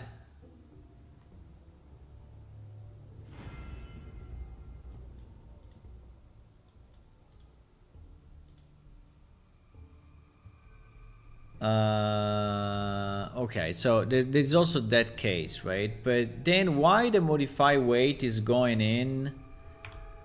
Why is going in and is checking only if the current recipe is equal to the original recipe, otherwise it's not adding the delta, right? So then why you scan the child, right? Why you scan the child if you are passing through the same recipe, right? You are passing through the same recipe. So this will always be the original one, right? This will always be the original one. So you're scanning all the child to do what? To see if there is a similar one? I don't get it really. I don't get it really. I don't get it really.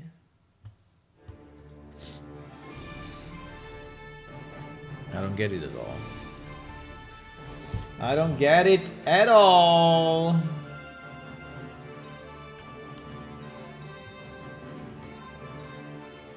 At all.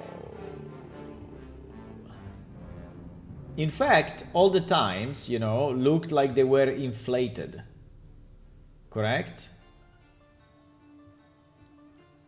It looked like all the time were inflated. And also, you know what is a bit of a stupid thing? Is that what it's not doing is not really using any Unreal Engine functions to calculate the time, right? But instead is...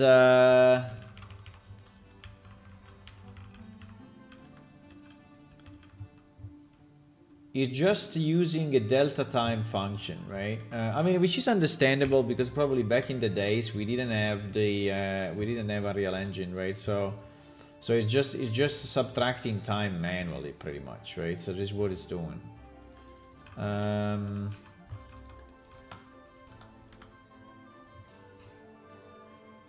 But yeah, but still this thing is a bit weird, I have to say. It is weird.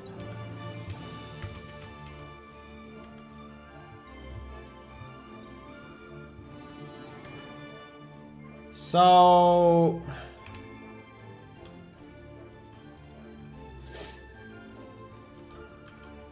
do we... Sorry, I'm doing the stupid event, 1 second. stupid event.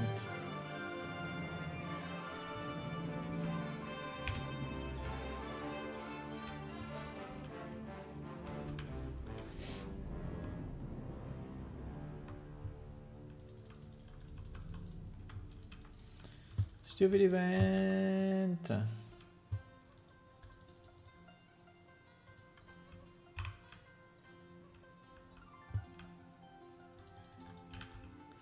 Stupid event.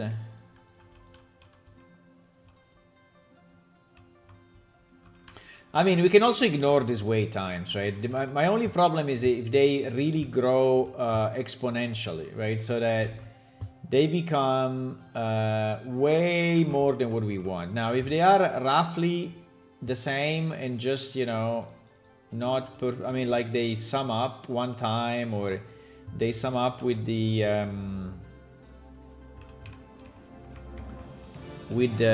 tribes waiting time, I mean, to me that's not a problem. But if they kind of exponentially grow, then yes, it is a problem, right? So I would just have to check that and be sure that we are not that those times don't become like insane, right? I mean, we can add a printout and see what happens actually, I guess. We are at 26 in the stupid event. Give me a second. Actually 27. Actually 29. It's gonna be faster now.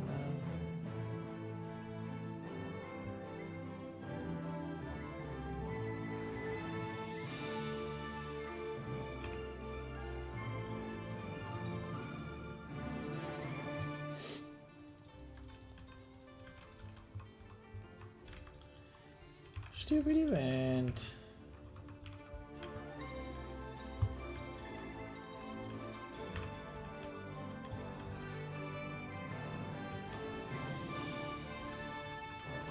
Stupid.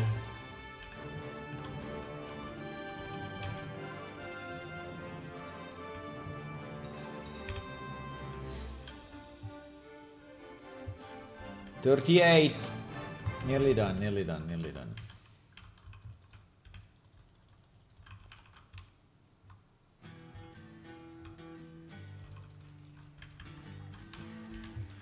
$45. Wow, increased in a second. I don't know why. I don't know why it increased so much in a second. Nearly there.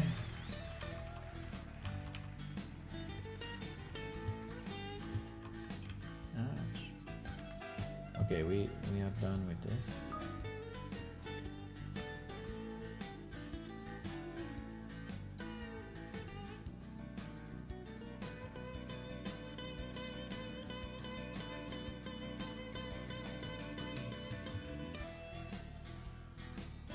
Okay, we just need to wait now the spawning. Yeah, I wanted to understand a bit. So what should we do? Should we just put maybe the should we just put a printout and see what is the wait time, modify time? Because the fact that it's adding, I don't know if it's the greatest idea. But you know what we can do? We can just add temporarily, you know, a U log, and then we will remove it, right? And then we will remove it, right? So let me just understand the waiting time of all the recipe, right? Because I think that's kind of interesting. So we will have recipe percentage s, wait time percentage, I don't know, is it a float? No, it's an int. So I don't know if there is a get name or something. This recipe doesn't have a name.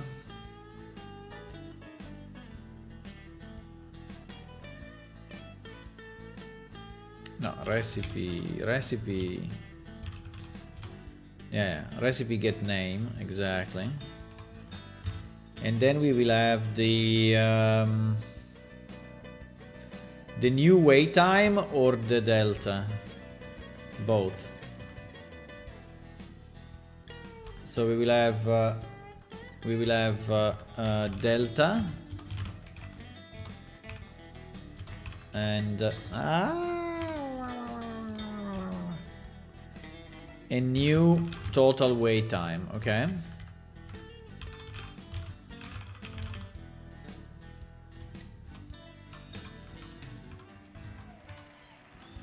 Okay. Okay.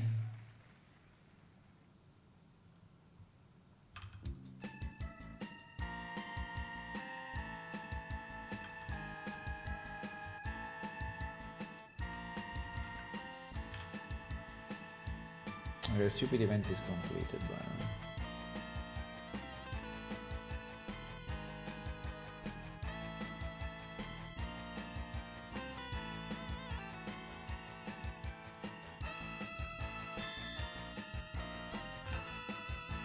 stupid event complete.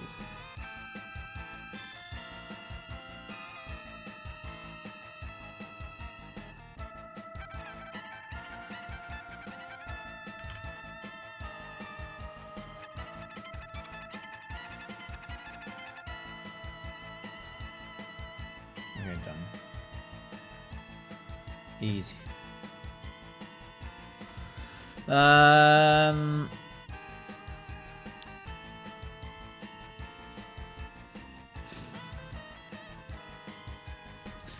Maybe we do the same when we...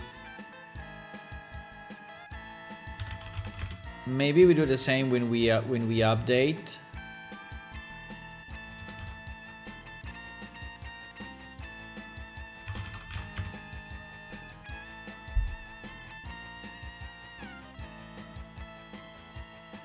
Because this would be a minus, huh?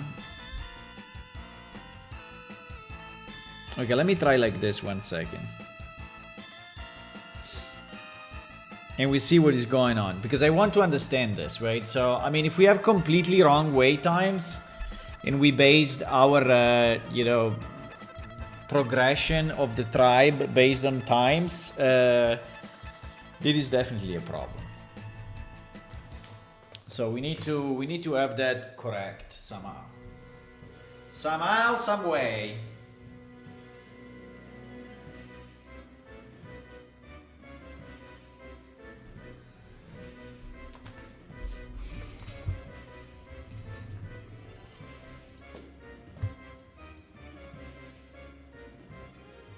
Pam pam pam param.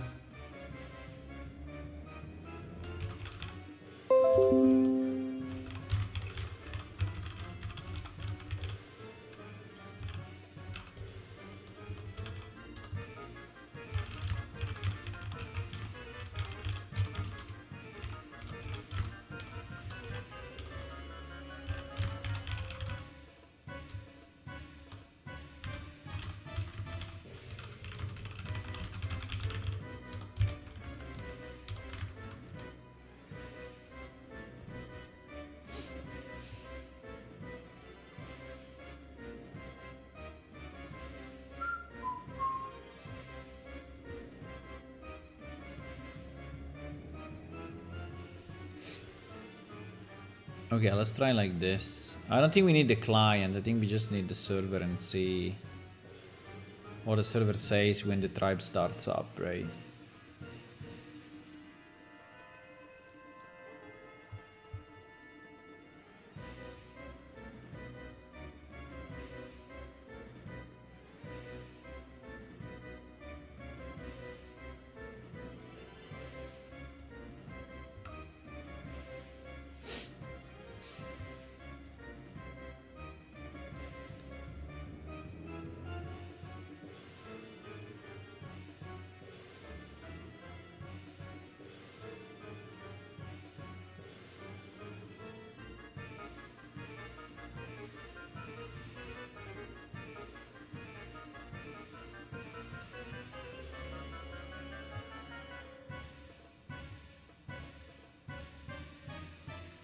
Okay, let's see what it says from the beginning. Okay, let's stop it.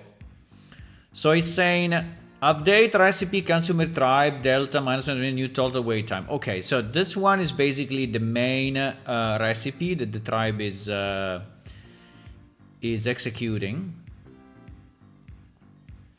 Then is moving to evolve tribe. Okay, fantastic. And this one is also executing it basically immediately. Is executing also the ancestor spawn immediately, which is correct. And then it goes back to the tribe, then to the do nothing. Then to the evolve tribe. Okay. And then he's adding 10 seconds, right? He's adding 10 seconds to the evolve tribe. Okay, good. Then 264 later is removing that value. Now that's from nothing. Okay, up to here is all good. Now, unfortunately, the time passed, so I don't know what will happen, but let's see what happens now. Oops. We broke it. I think that by pausing it, we broke it. Oh, no, okay, okay. So now, yeah, now it's going down. So he's waiting the 10 seconds. You see that he's going down, down, down, down, down, down. Now he waited 10 seconds and he did another 10 seconds. I don't know exactly what is happening now, you know, between... It's a bit strange, right?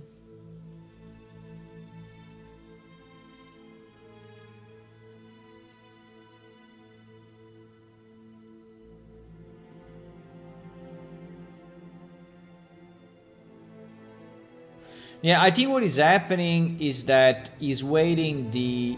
No, but... wait. Wait. He's waiting the 30... Because he didn't go into build, right? He went into... Well, in theory he did, because there is a consumer evolved tribe, right? So in theory, he may be inside of this now. And so he may be waiting the 30 before moving on with the 10.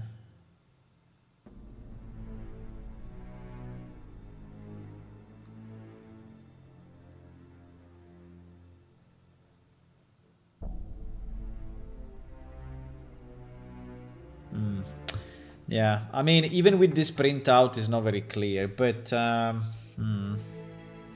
was expecting a 30 to appear, but probably it doesn't because we already have the nest that is built. Yeah, that's exactly why. Wait. That is exactly why. No, because at the moment we have the nest already built, right? And so, yeah. And so he has nothing to do. The only thing that he had to do was to actually... yeah, we have everything built. Okay. Now we don't have anything built anymore.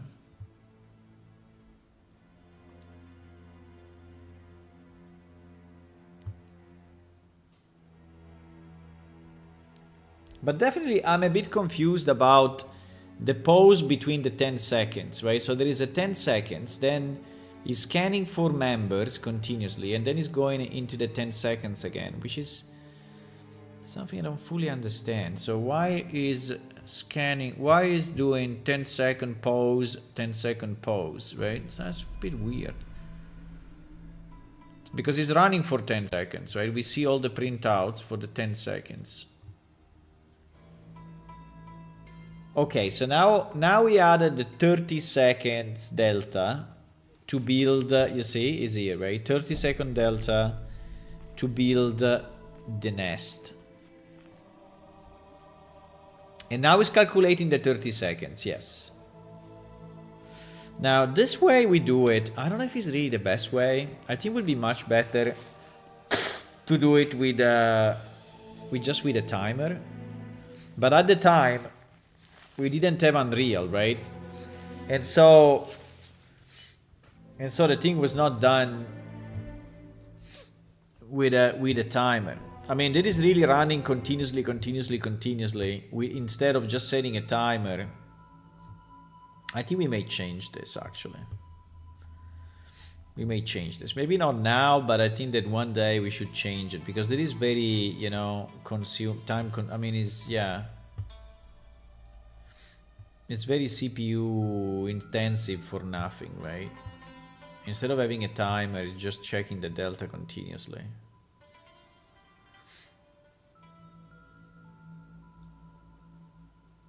And this is what is a bit weird, right? So he arrived at 20 seconds.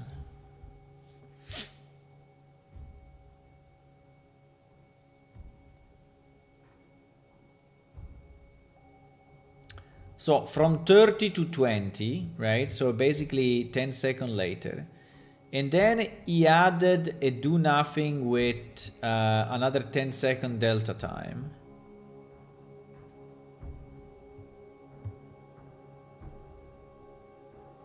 And now it's going from 20 seconds probably to 10.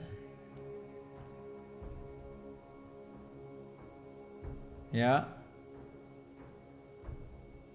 Yeah. So basically every time you so basically this thing operates with a 10-second delay. But it's fine. It's fine. So every operation has the wait time of the tribe. Yeah, so now we will go to 0. So actually our 30 seconds become 50 seconds because there are 2 times 10 seconds in between. And in fact now he built the first entrance, right? But I would say it's fine. If we keep basically if we keep the wait time on the tribe low enough, we will not even notice. We will not even notice. I guess the question is if we really want to see this, I mean, if we really want to have all this waiting time done with the delta instead of done with the timer, right? Because, I mean, obviously I will have to rewrite a lot of the code if I want to do it with because at the moment everything is based on these delta times. And so maybe it's not worth it, but...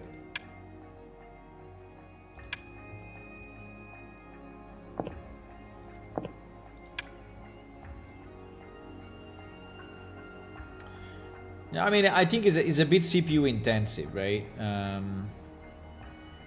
Basically every tick.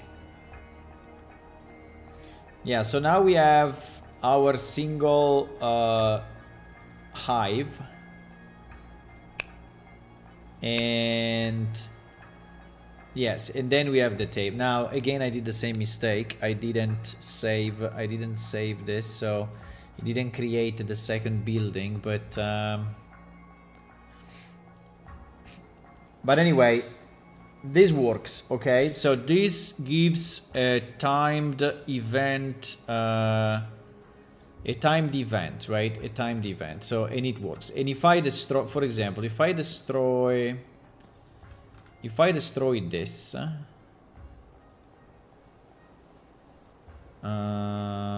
I destroy, assuming that I can hit it somehow, please. Okay, if I destroy this, it will parse the requirement of a new nest, right? And it will regenerate it. So I think that regeneration works very well. And I don't think that it will consider the table because the table is already there. So it will just rebuild this, and it will rebuild it in roughly 40 seconds because you need 10 seconds to execute the first time and then 30 seconds to rebuild it, right?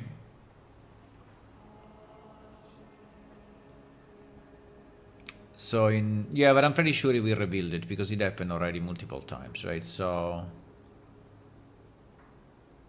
oh, by the way, our guy is there. Was this guy there already? I didn't see him. But anyway,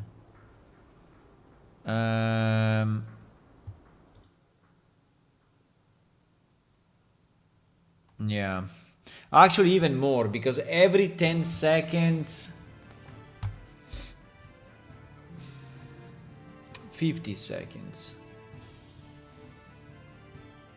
Yeah, I think the annoyance though is that if he adds 10 seconds every time he executes,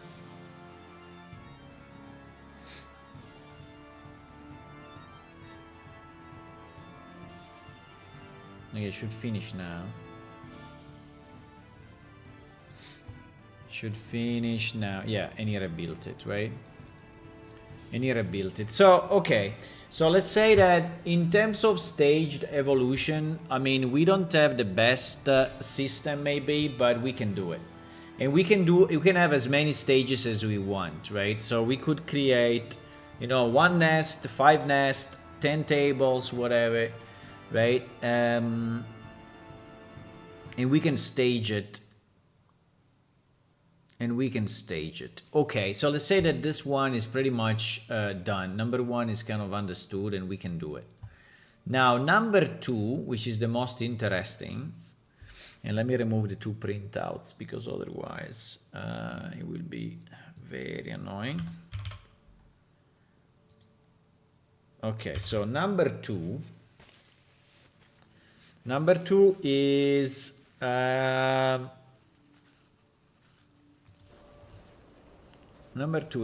I want my tribe.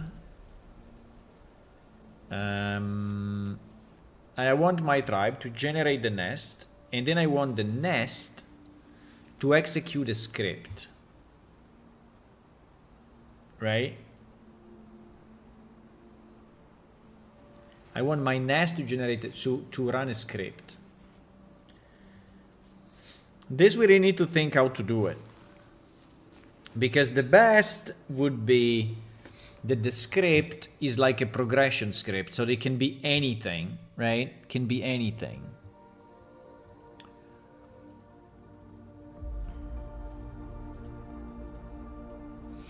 Do we have a way to run a script here? No.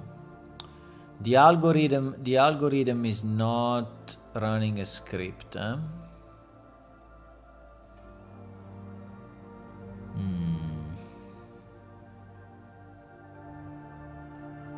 I think we need it. I think we need an algorithm. But I think we need something a bit more than that, because I would like to run a script regularly, right?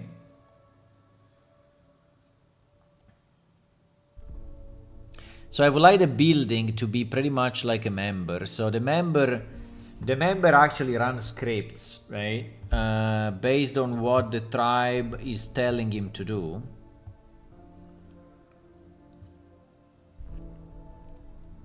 The building does not.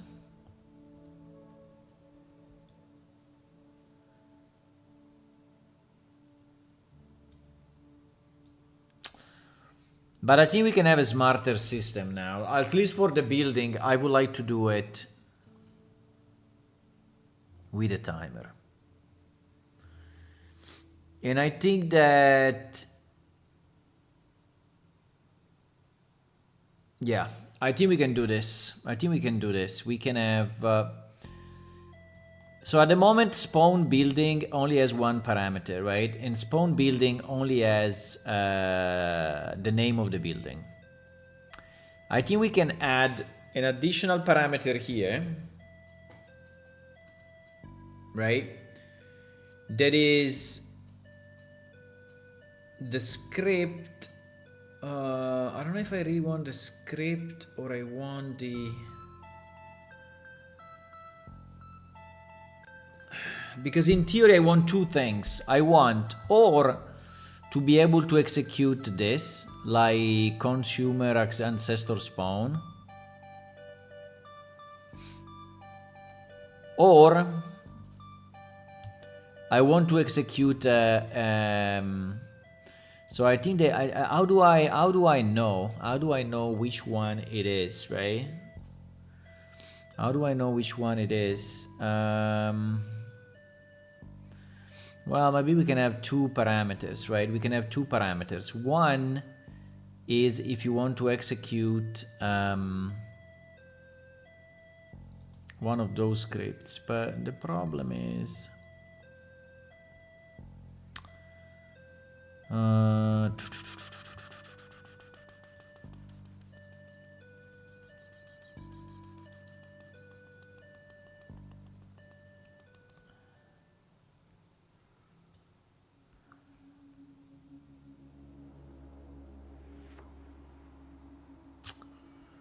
it is a bit of a mess, actually. Yeah, because it's recursive, right? The logic is recursive. Meaning, so let's say that the building is a building wants to spawn a member, right? A building wants to spawn a member.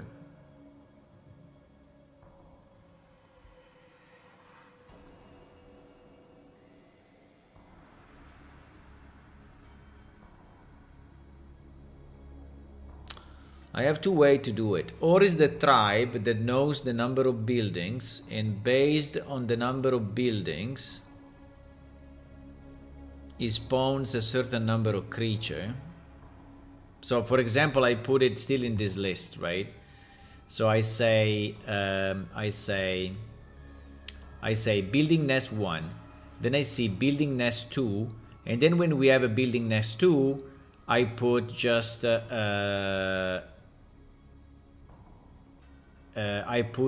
the tribesman warrior 5, for example, right? So that generates 4 new warriors, right? 4 new warriors. Because 1 is already there. So that can be a way also to limit the overall number of members, because otherwise, if I do it through the building is not aware of how many members we have in the tribe, and so that may really do damages, right? Yeah, they may do damages. It may, yes. It may do damages. So basically what I'm saying then is that I don't want my building to run one of these scripts, but I want the building to run one of the progression event scripts. So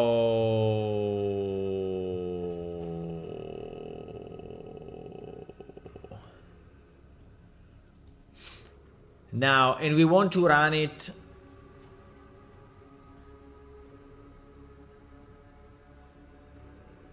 every thought second, so I have to say seconds and script. The problem is there are so many possibilities, guys. There are so many possibilities to do this.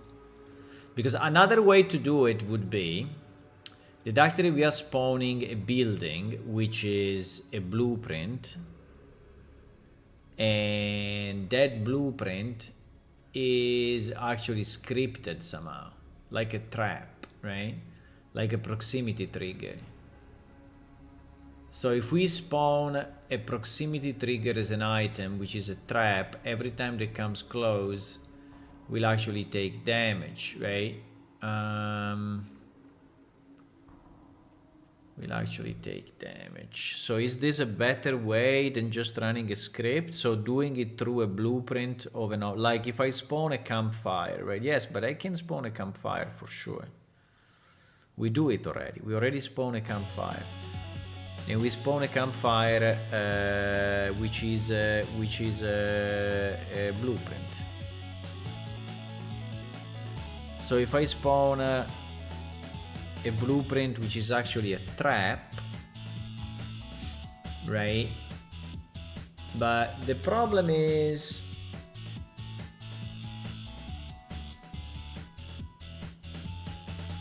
The problem is that the blueprint itself, I mean, apart from the trigger, the blueprint itself cannot generate new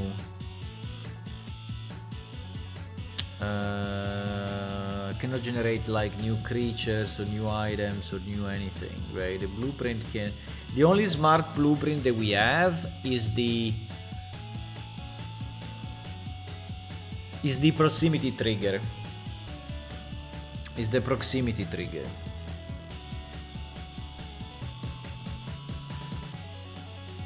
Is the only smart blueprint that we have. Because if you step on it, I can run a script.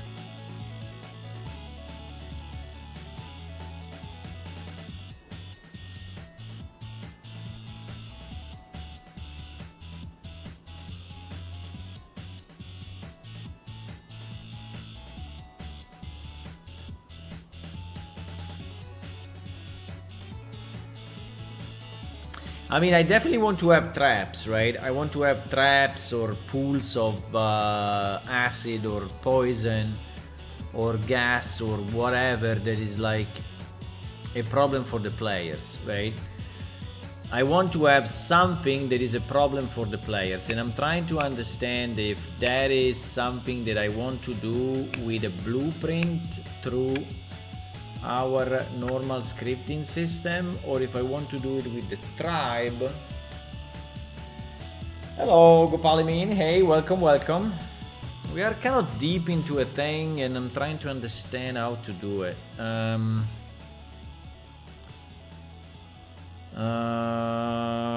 trying to decide how to do it. Wow, this guy came out exactly from the hole, look at that.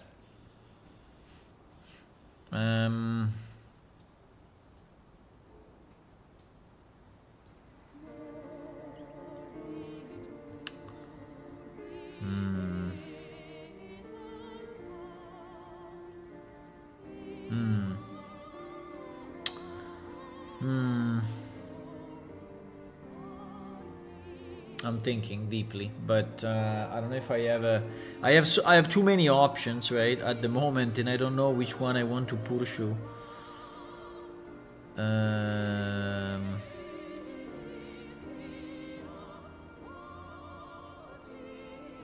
I think the question is,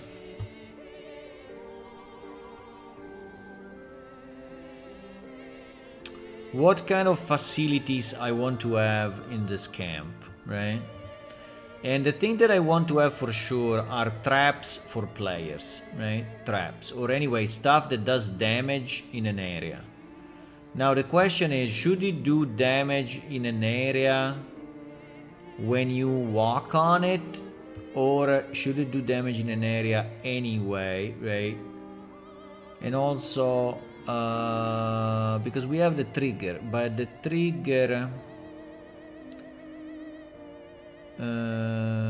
do we have a trigger item? Do we have a trigger? Because the trigger, I think, is kind of a good idea, depending on the region and the sides, right? We will have to instruct it, obviously, not to do damage to the actual NPC, because otherwise...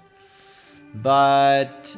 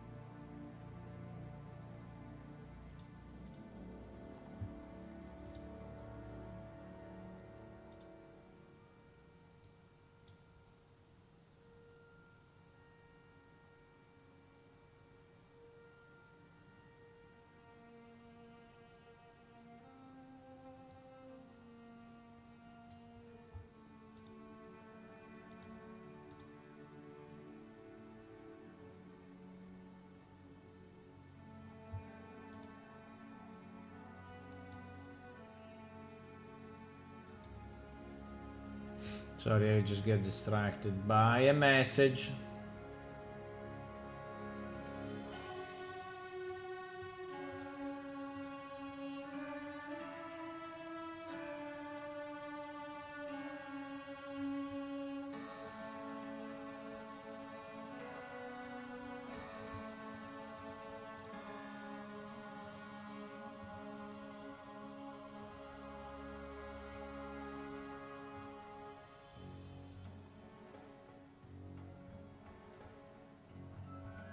Okay.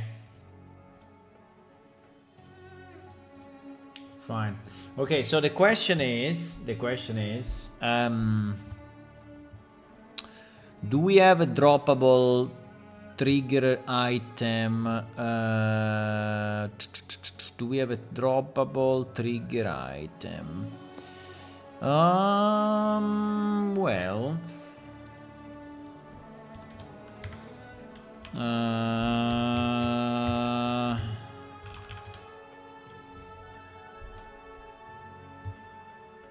we don't have a trap by itself, but we have, because in the blueprint. Okay, let me try. So we have the dungeon traps, right? The dungeon traps are yeah, the dungeon traps are blueprints. The difference is that I'm not skill. Okay, let me check 1 second that.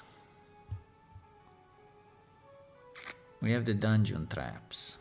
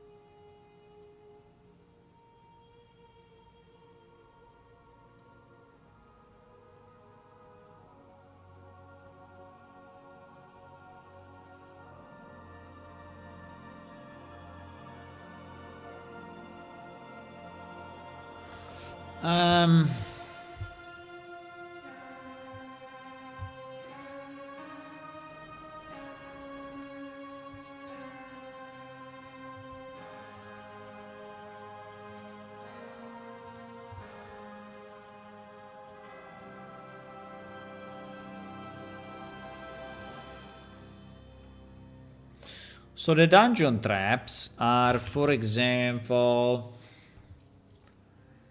interactable trap. Yeah, interactable trap, but no, not this, not this.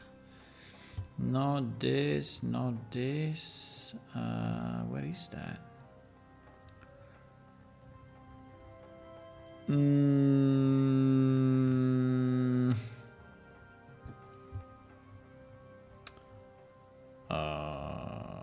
Wait, no. If I search it like this, I will never find it.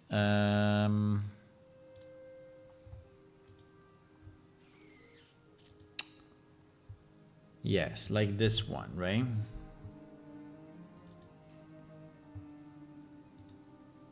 Exactly. Exactly. So this is a blueprint. This is a blueprint with a mesh associated, and it doesn't even have an animation. It doesn't even have an animation here. No.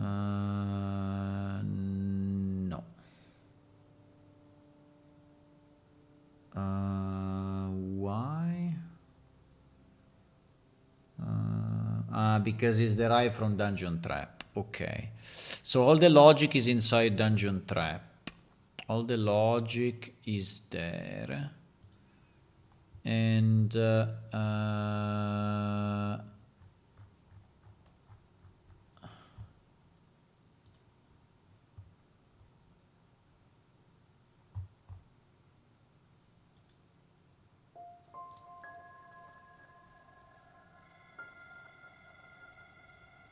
all the logic is inside Dungeon Trap.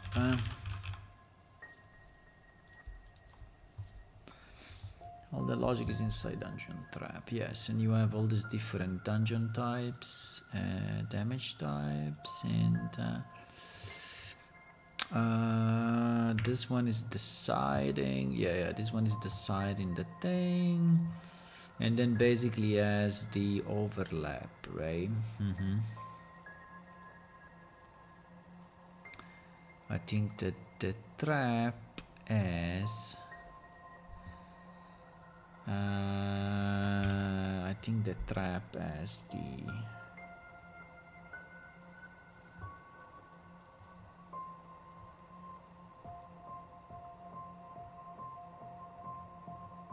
It is placing the traps in the dungeon.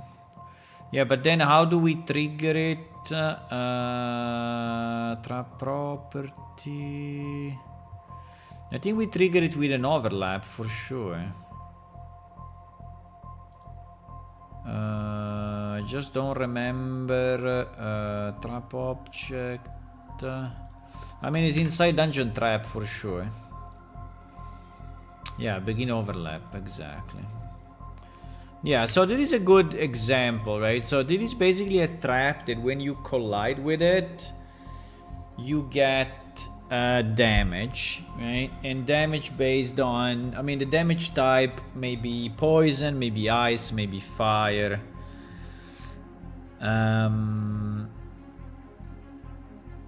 Yes, and this is reading basically the trap script, which was associated before. Now, in these trap properties, though, I mean, these trap properties, I don't even know if they are visible from here. They should. Trap sides and trap type. Blade, maul, arrows, burst, and invisible. But we don't see the trap properties because those are associated. Those are not. These trap properties are probably not blueprint. Yeah, they're not blueprint. So only the trap type is available, and the properties are set based on the trap type. Okay, I understand. But in theory, we could make a similar object, right? And we could make a similar object, which is a generic. I mean, maybe not a dungeon trap, right? But it can be a generic trigger. Well, we already have a proximity trigger. We already have a proximity trigger component. We already have proximity. I mean, it was there somewhere. PS proximity trigger, right?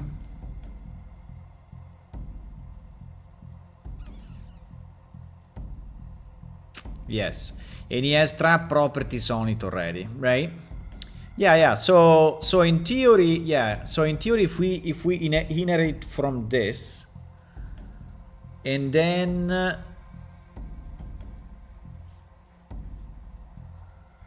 okay, so the problem is who proximity trigger. Proximity trigger. Can we find all the classes of proximity trigger? No.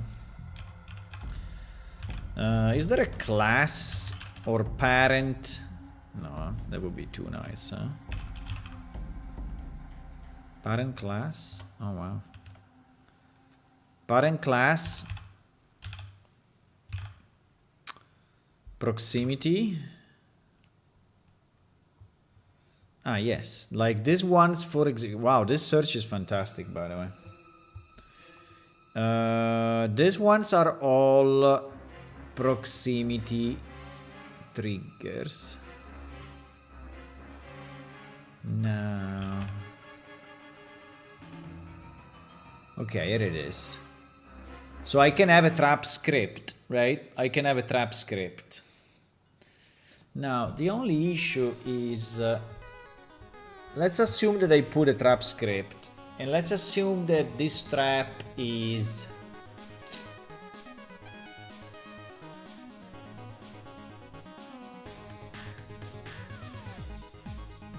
so how do I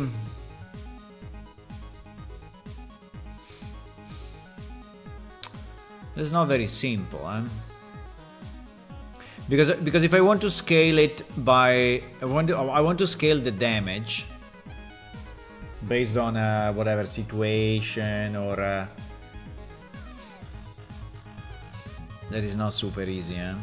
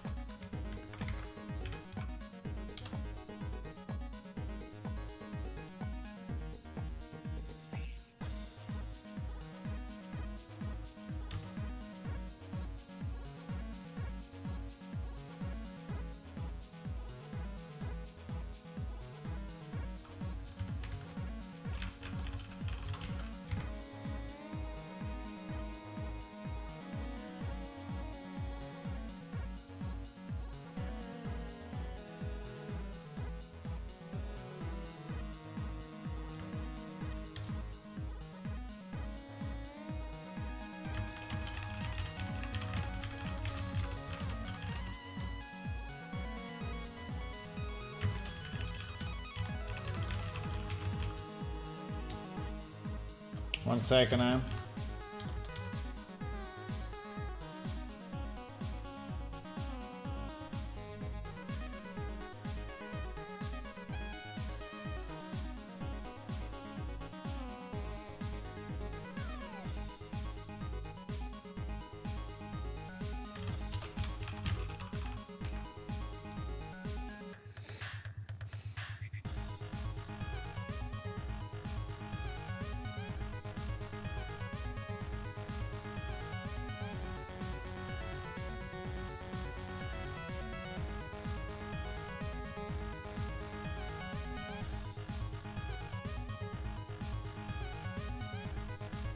Okay, I'm back. No, we can do it, right? The problem is that how do we set... or we create... I mean, we can easily create a new item, right? And we put it under... yeah, it can be under blueprint buildings, and we can call it traps, and it can be derived from that trigger. So that is definitely doable, right? So we can create a new blueprint and we call it, and we derive it from our proximity trigger, which by the way I think is a good idea. But if you want to scale interactable proximity,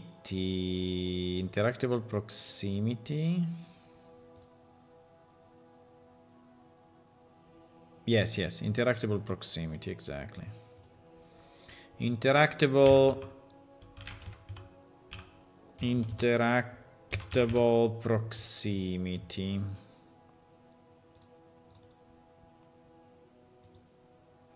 And we can call it tribe trap, okay? Tribe trap 1, whatever. Tribe trap 1, right? So we can decide what is the overlap sides, and for example, this can be that is in meters. This is in, well, this collision box is what? I think that is 1 meter. So at the moment it's a bit of a weird value, but even if it's 111, this collision box, is that the default collision box or what? Set up for sides. Extend the collision box to the side of the wall and left and right. Yes. Trap sides. Set relative scale 0.5. Trap sides 100, 200. Because it is already, so at the moment it is 1 meter. Okay, this is 1 meter by 2 meters. I mean, it doesn't look like, but okay, fine. I mean, it really doesn't look like, but okay.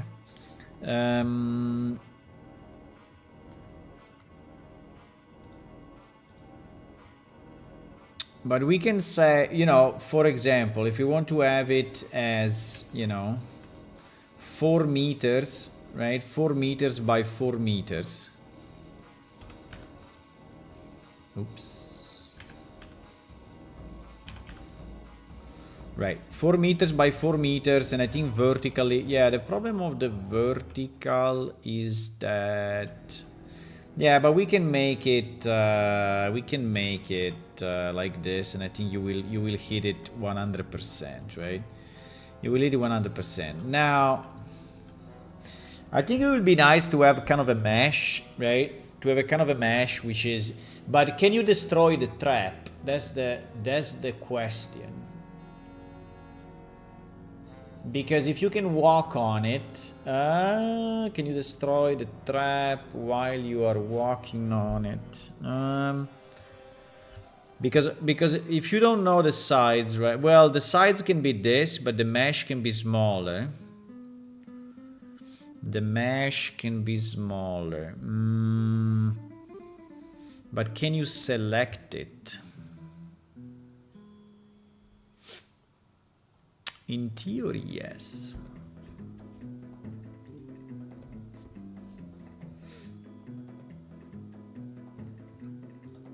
The problem is that the mesh...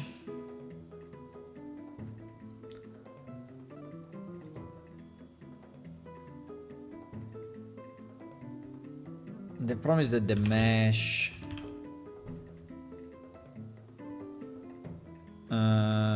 whatever mesh I put here, my fear is that it will be scaled, right? So if I put a mesh like this, let's assume that this is our trap. If I want to scale this mesh in any way, it will scale also the underlying... Yeah, exactly. Which is a bit annoying. Because the collision box is a child of the mesh, right? But okay, we can have the mesh with the proper sides, so I cannot scale the mesh. But we can have the mesh like this, and we can have the collision box like that. Now, the collision box should not be clickable. I don't know if the mesh is clickable, though. But we can try right now. We can try right now. So if I have my trap 1, right, and we create a new entry. Now, it needs to have in the trap properties, in the trap properties, we can say is trapped yes, and we can say trap script for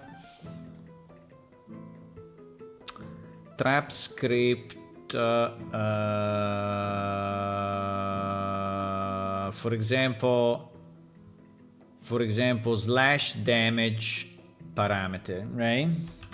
So there is a script, this is a variable script that based on a parameter you decide, I don't remember what is it. Let's put a 10 and see what happens. Now, I don't know if you can remove the trap actually. That would be interesting. Probably not. So this will be our trap 1, right? So if we add a new object to our database, I don't think we have anything similar. Well, we actually have probably the magic portal, which is kind of similar. We don't have it in this database. We only have it in the other database.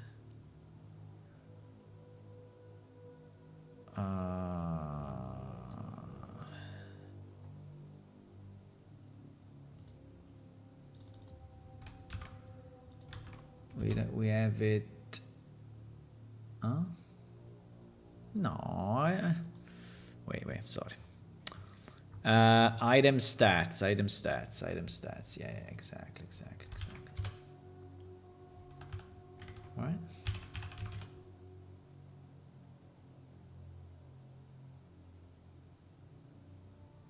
It's not called Magic Portal? What the fuck?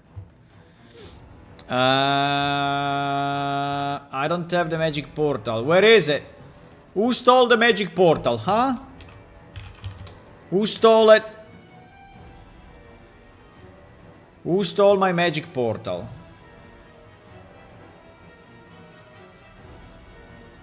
Magic Portal, yeah. 7150. Yeah. Why is not here? I didn't add it to my database. It's here, bro. I was doing where name. Because I was doing where name equal and not like. Oh fuck, I'm stupid like a monkey. Okay. And this is probably also why it's not here then. Sorry, that this is like. Yeah, okay. Okay, Magic Portal. Now, the only characteristic, I think, is the pointer to the blueprint, right? Everything else, I think we don't really care, because... I mean, yeah, it's category buildings. Fine.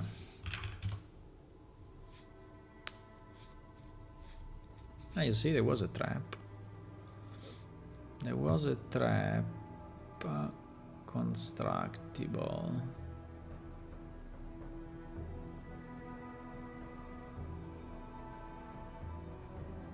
No idea how this is supposed to work, but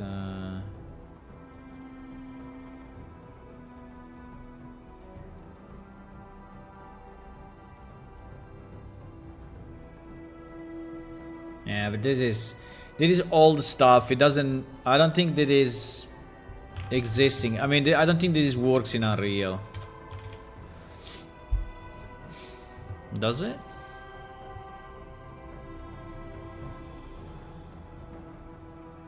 Wait, because now I have it dubbed. 901.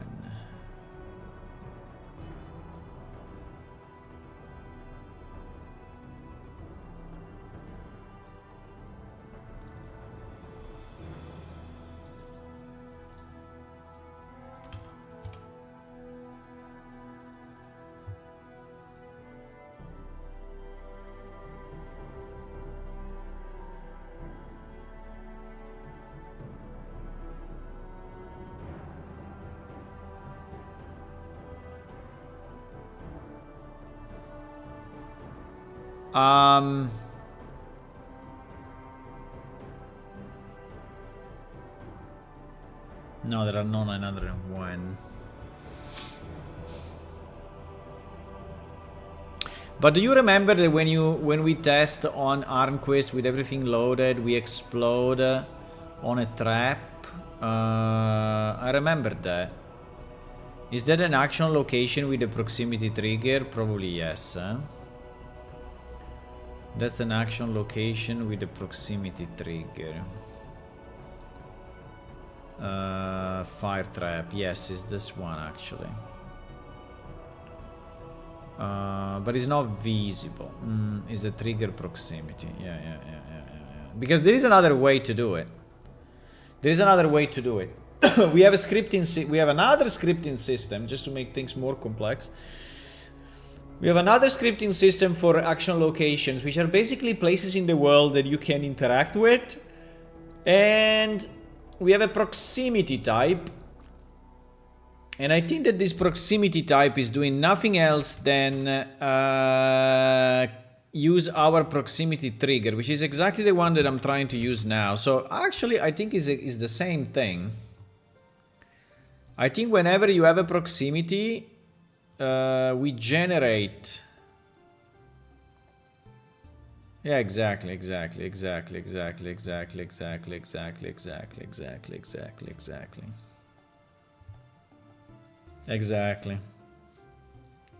So in theory, we can also do it this way. Wow. We can do it in 1 million ways. Okay. Too many. Too many. Yeah. Do you want to standardize on one? No. Do we want to? No, we don't want to. No, we don't want. We don't want. The only problem is if I create a new. Okay, let's say that I take this, right, and I duplicate it. Okay, and I create a new thingy, right? And then this new thingy is whatever 7552 if it doesn't exist already, and this will be called tribe trap, right? And the weight I don't care, and the size I don't care, and whatever, right? The only thing that we care is this pointer, right? And this pointer needs to point to this new trap that we created, right?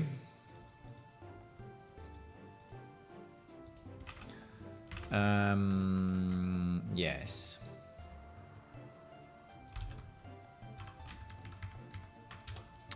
And the rest we don't really care, the icon, whatever.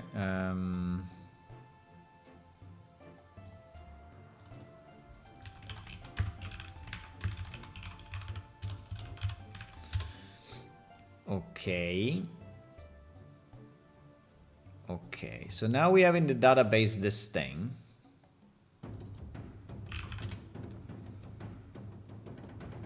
And is 7152, right? And this one has an actual script here. So I don't think we should care too much. Yeah, exactly. So now if we say to our tribe to spawn that instead of... so 7152, eh? Ba-da-bam, bam, bam. So tribe what? Tribe recipe, right? The problem is that we go by name. Oh shit. Okay, anyway.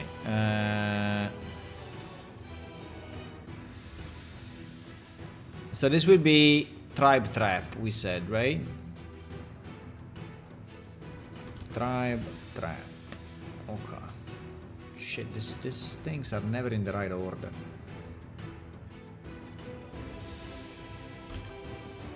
Spawn building tribe trap. And so this will all be traps, right? I'm changing all the things to be... Well, wait a second. If I do this... No, let's do only the table. Wait, let's do only the table. Wait, undo. Let's do only the table, because the other ones are a bit problematic.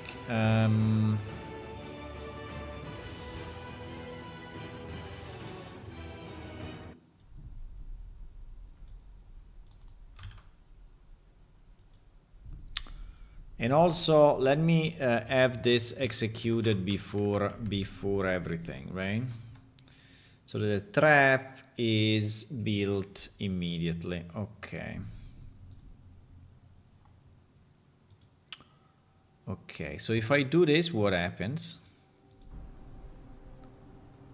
If I do this, what happens? Well, first of all, I will have to delete. Yeah, deleting the stuff of the tribe is kind of annoying. I think I need to create a function that is like delete all tribe assets or something like that. That is more easy, right? Because otherwise, all the time I have to do this manually. When I want to delete. Oh fuck! What was this? What's that?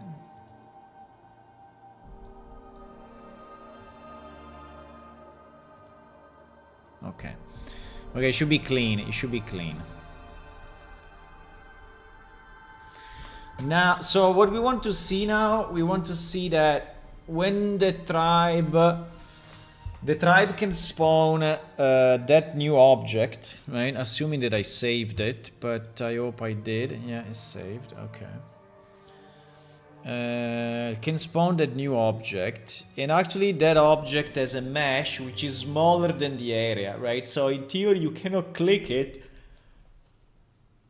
I don't know if you can hit it though, because I don't know if we are setting automatically the collision to something. We will see, because I think a proximity trigger by default is supposed to be invisible. So anyway. So in theory, in 30 seconds, we should be spawning that building.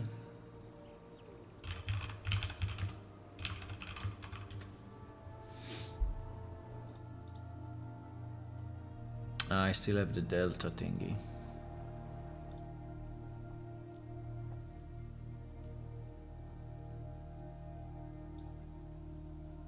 I still have the delta printout. I didn't recompile, but it's fine.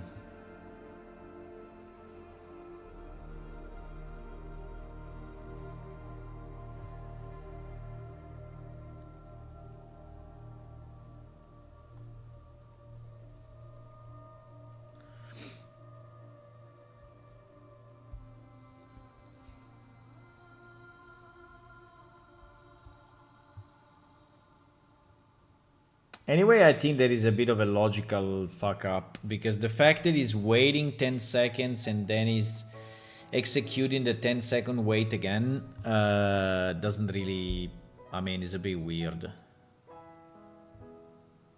Okay, it is our trap, right? So he generated the trap there. Now, can I click it? No. If I step on it, will I take damage? Yes. Okay, which is good actually. Oh fuck, I died. Shit. I died. Why I didn't play the die animation, I don't know, but I actually died. No, I died. Okay, I'm in that realm now. Shit. Okay, that thing is dangerous. It does a lot of damage. I don't know how much damage it did. How much damage it did? I don't know, but it did a lot of damage. More than 310, that's for sure. Maybe the power of that trap is a bit too much, but the problem, so the trap is doing damage, which is nice, but the problem is that it's not clickable, so I cannot actually destroy it. Cannot destroy it. It's a bit weird that it's not clickable though.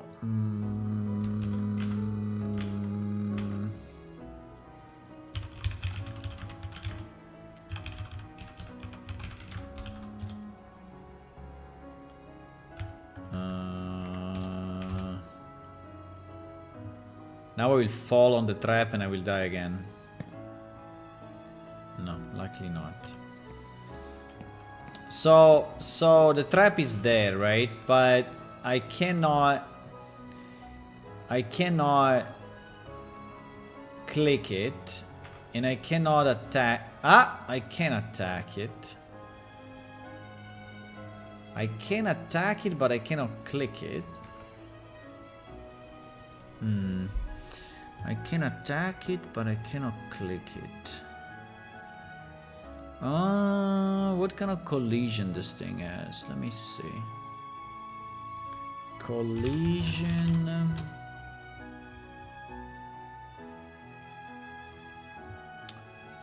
Collision of the mesh. Collision preset. PS proxy trigger. Yeah. He has a preset which is basically nullifying everything.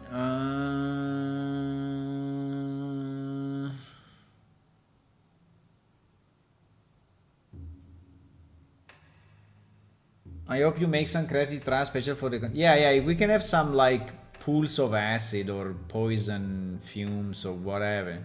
Yes, we can create some special ones, right? We can. At the moment, I'm just trying to understand. I mean, I think we want to have custom, right? We want to have custom on the mesh. Now, the problem is that if I set it here, will my collision box be different? No, my collision box is correct. So it's just the mesh, huh? Mesh. Query only is enough. Because I will need to be able to do the interactable mouse trace. This is the only one that I need, right? And the attackable, I think is set, but it's kind of strange though, because the attackable was off, was on, and the attackable is on already. The attackable is on already. The problem is that I cannot go close. If I go close, I die, right? Well, maybe there is a moment.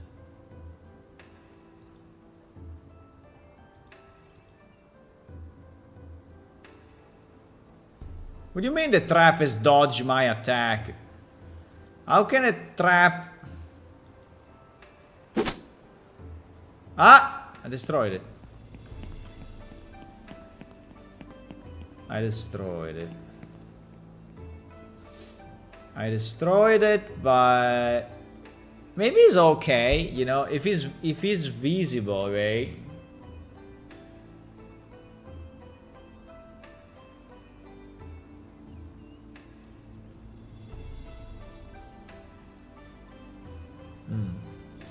Okay. Maybe it's okay already as it is now. Now the tribe will recreate it, right? Will recreate it somehow. I don't know when, but it should recreate this thing. It will take a bit of time, but it will recreate. No, I'm thinking that maybe it's okay as it is, right? You cannot really click it, but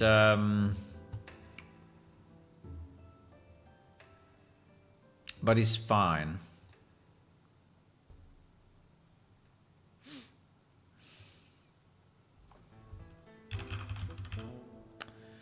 So for example, if I have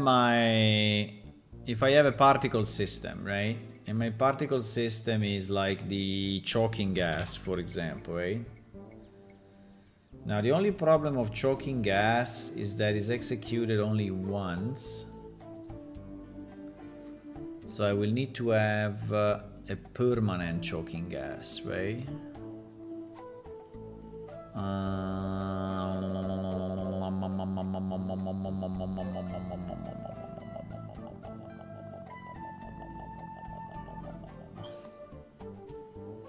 Yes.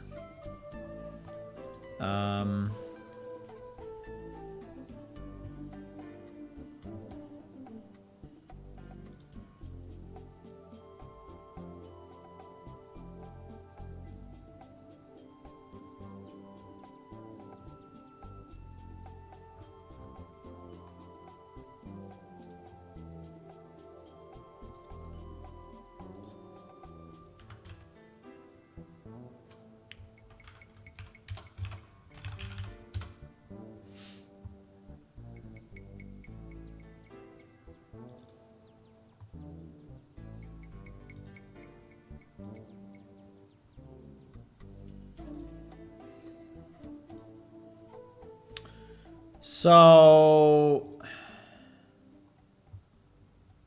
to make it infinite, how was it? You needed to have the loops.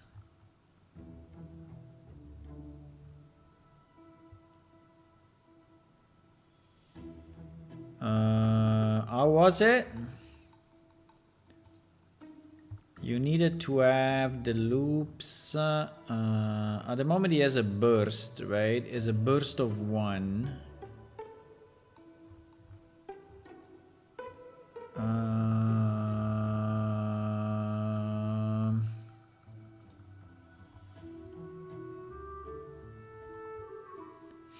Has a burst of 1. No, we don't need this, the burst. We need the spawn rate.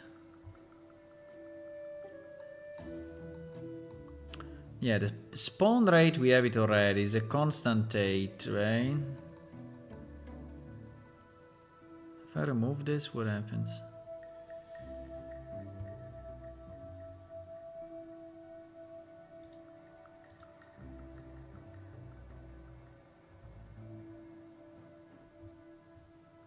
No, but there was the loop thingy, right? There was the number of loops. Where is it? Particle emitter name, initial location, advanced spawn legacy behavior, significant level. No, it was not here.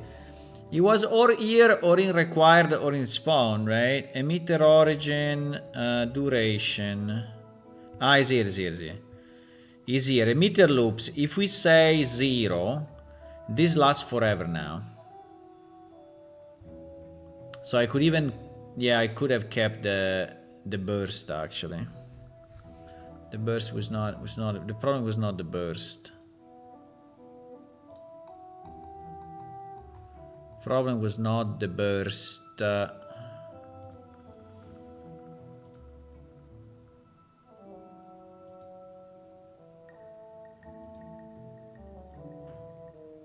Okay, we were here.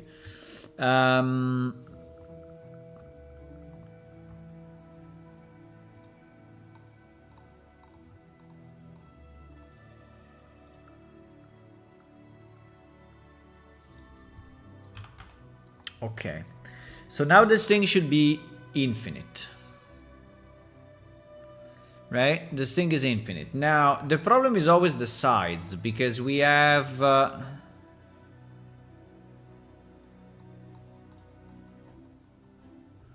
300, 250.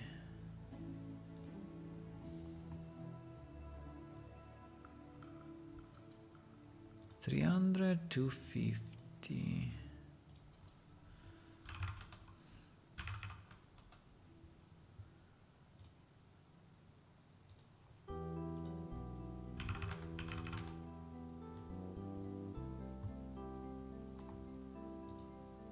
Okay, so for example, right? For example, This is obviously just an example, right? But it's just to go a bit closer to what we need, right? Buildings, tribe trap, tribe trap. Yes, exactly.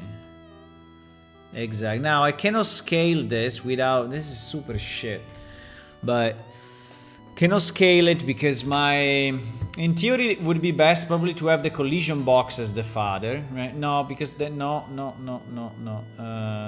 I think we need a middle default scene or something, because I cannot scale anything, right? I cannot scale anything.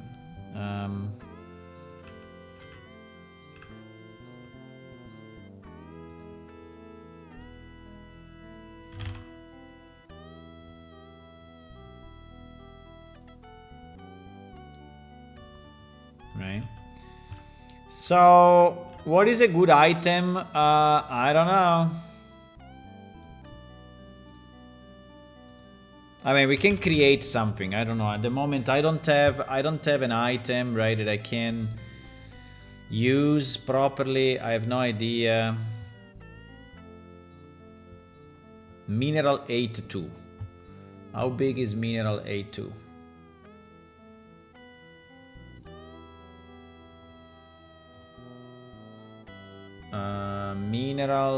Mineral 8-1. Okay, that.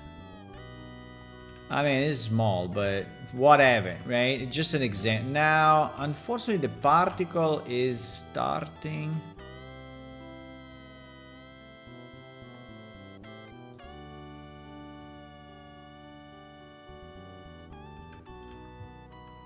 Yeah, the problem is that the item to destroy, right? There is the item to destroy. So if you make the item too small, you will never... You will never hit it.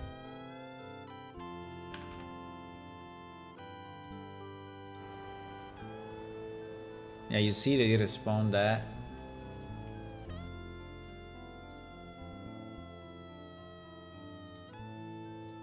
But you understand where I'm going, right? A bit with this.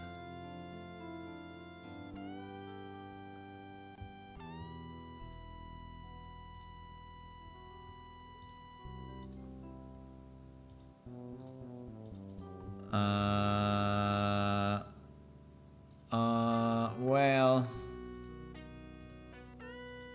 Okay, let's try again.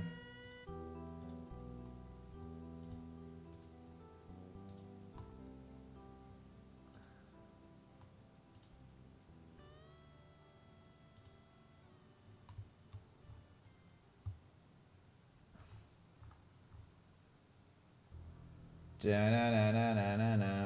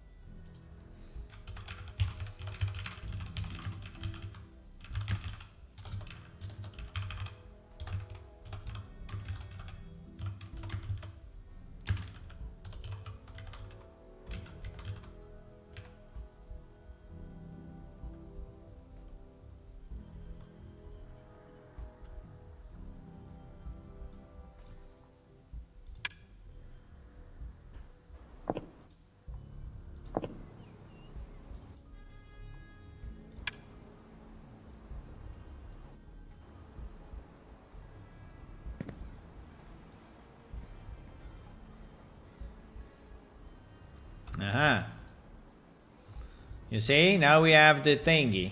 Now the problem... it's clickable. Did I save it as clickable?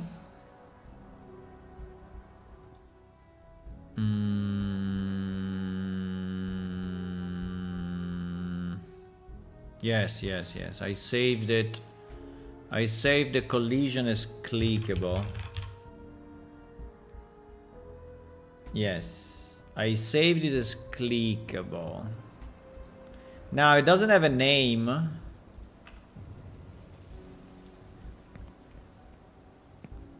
The problem is if I go too close, I take damage. Ouch! And the only attackable thing is that small spot, because the rock is very small. Okay, we can make it great. We can make it bigger, right? Okay, I destroyed it. Okay. Okay, so imagine that you have now this trap.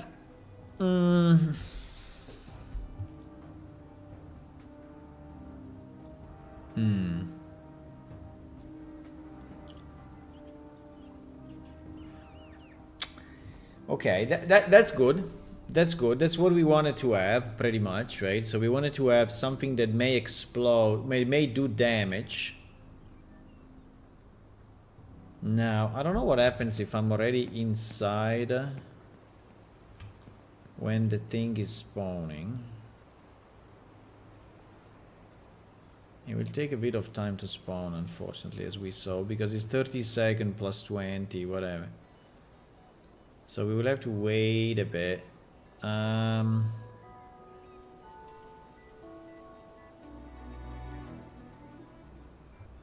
But yeah, we could have, you know, we could have the traps all around the hive, right? We could have the traps all around the hive, and we can say that the hive is spawning the creatures only if the hive exists, right? So if you destroy the hive, so you have the choice to what to destroy, basically. Now we will also have to think. Ouch! Yes, it explodes with you, right? Now it's doing a fire damage, right? But okay, we will change that. Now if you stay inside, it doesn't hit you again. That's not very good, actually. I mean, if I jump, probably will. Yeah. But if I move inside the trap, it's not doing more damage to me. Because this is not a damage over time, right? This is a damage on overlap. This is a damage on overlap.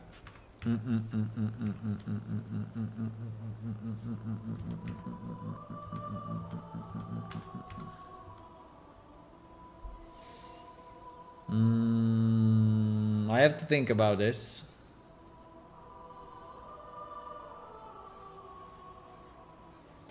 I have to think about this.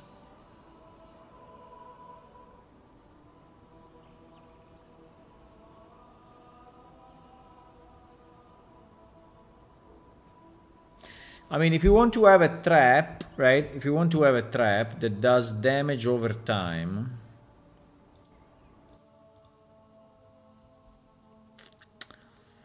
it's not very hard, because actually we can check the overlap, right? We can check. I mean, here we have begin overlap, right? Which is fine. But we could do a regular check in the tick of the thingy. So we could add a new property which is continuous damage, right? Which I think will be nicer, right? Will be nicer. So I think we need it. I think we need a new property that is called continuous damage. And I don't know if it should be inside the trap properties or the problem is that it should be in a radius, right? And who decides the radius? Who decides the radius? I mean, it can be this collision box. Yes, can be this collision box. But if I put it on trap properties,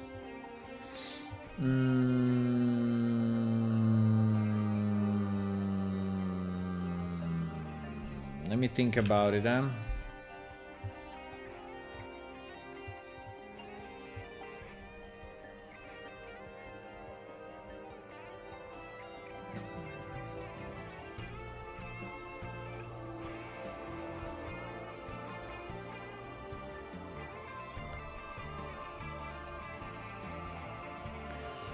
I don't know if I want to add it to the trap property or I want to add it as a specific element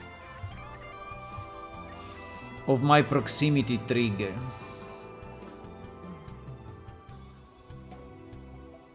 Because actually it is based on the collision box, so probably yes, right? So it's not, because for example, if it's a chest, right? If it's a chest,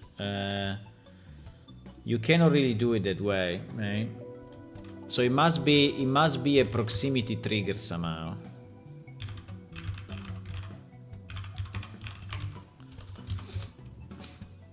So I think we can have a boolean which is continuous damage, which is false by default, and I need this to be visible, right, in the blueprint, and then I think is the frequency, how frequent it is.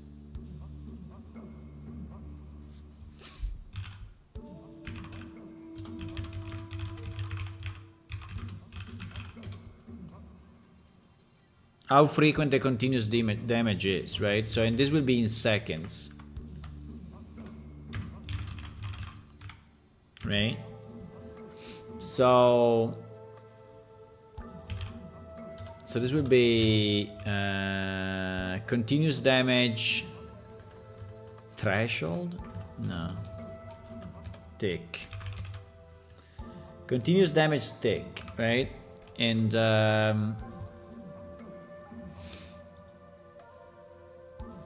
And this also must be a property.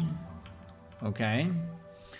Now that I have my continuous damage tick, I need to create an event. I think we can put it in the same class, right? So it should be a game event, right? A UPS game event, like we did millions others. Game event, yeah, like for example, yeah, like this one, which is very simple, I guess.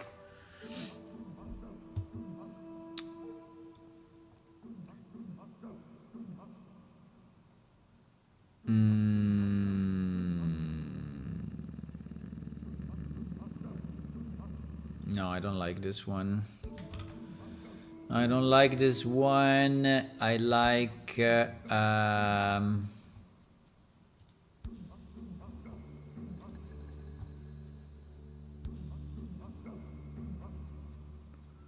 is too simple. No, the reset are too simple.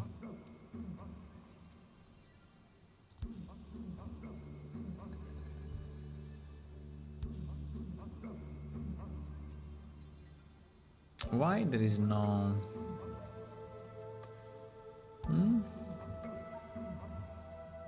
Why these ones have no time?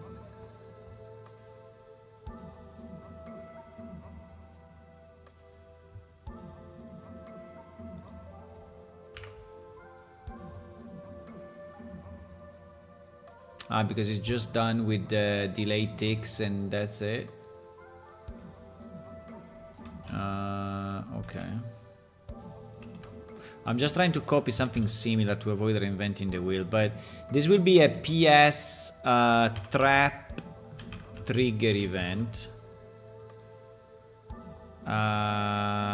PS trap trigger game event, and the only thing that we need is the delay ticks, or do we need also... we only need that. We need to know who is our trap, right? So we need a proximity trigger, right? We need a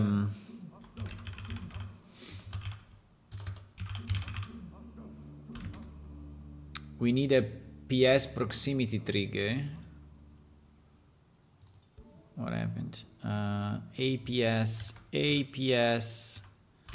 proximity. Oh no, proxy.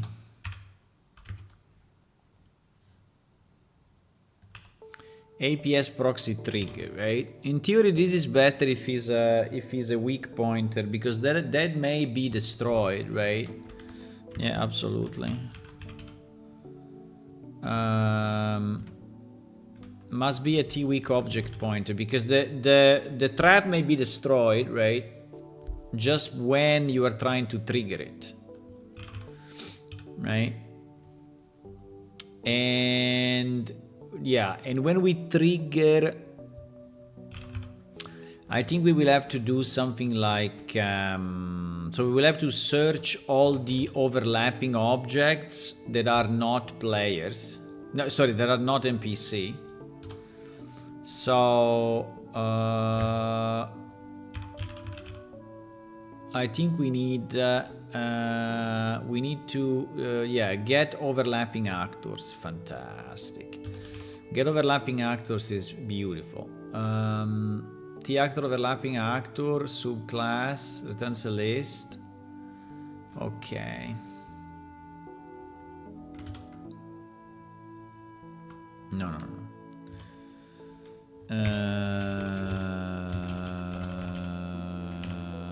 Well, in T. Okay, fine.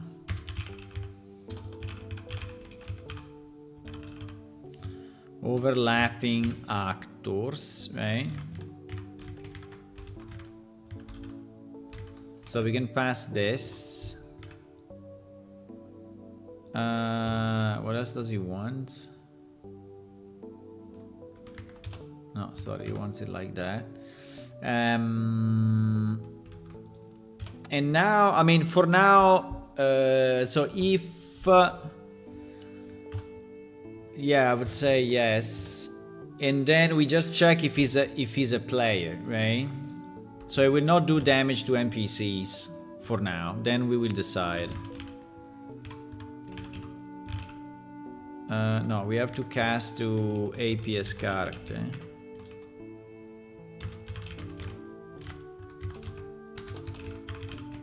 Character actor. Cast to this.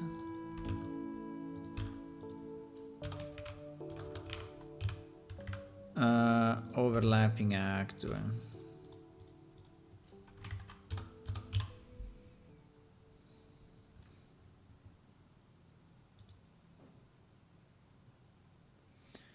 APS character is incomplete. Okay, we will do the trigger in the freaking. Okay, yeah, this is always what it's saying all the time. If you have it in the H and not in the CPP, but fine.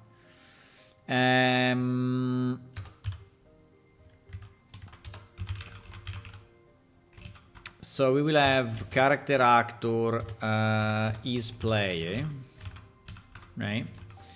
If character actor is player, then we will have to do what? We will have to apply the same thing that we do when we do this, right?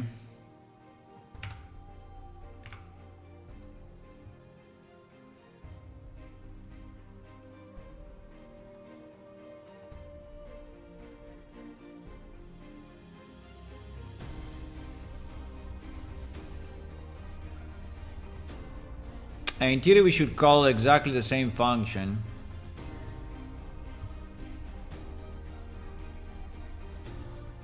Yeah, we have to call exactly the same function.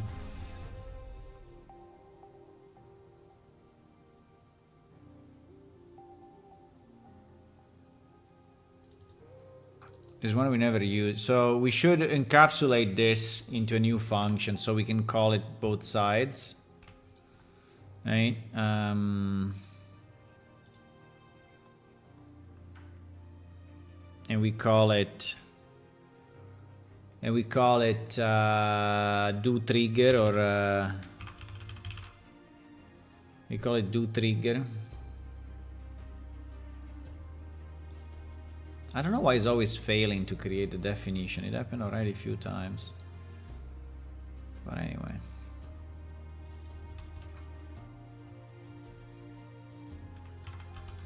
Okay, so we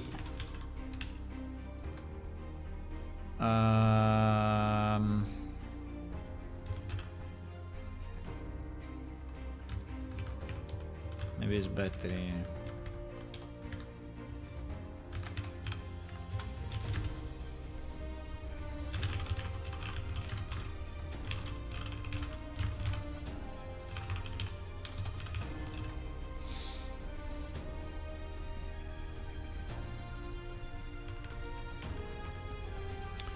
Okay.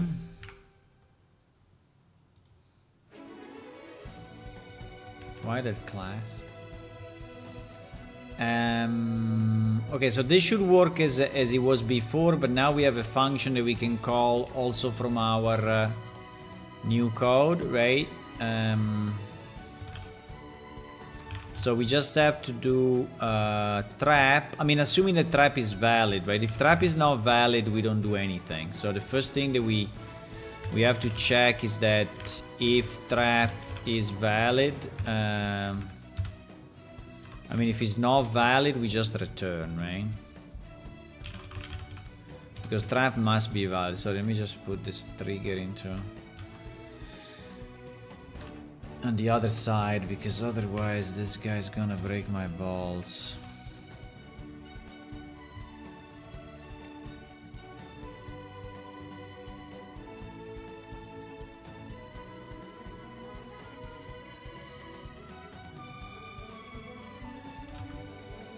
Parararararam. No, it's not proxy trigger.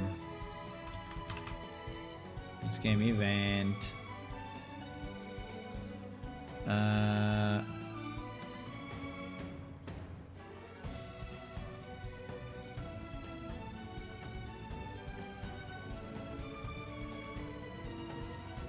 Oh fuck, how do we know? Ah, no, we know it's this guy. For a second I was like, we don't know the... No, we know. We know the actor, we know the actor. What you don't like, my friend? Function is already defined or declared. Yeah, you're right, because now I'm gonna delete it from here. You stupid monkey. No, monkeys are very smart. Okay, so now we have this. Now we have this, right? But now...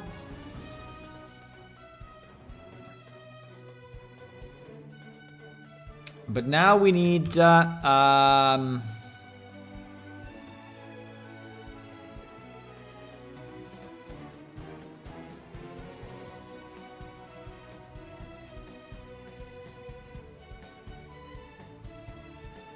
in theory, we just have to set the tick.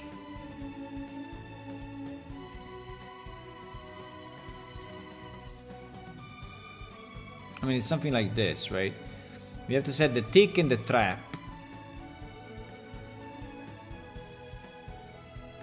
So is plus maybe the name, new type, because he also has type. Why is not a U, by the way? Strange, eh? It must be a U in theory, no?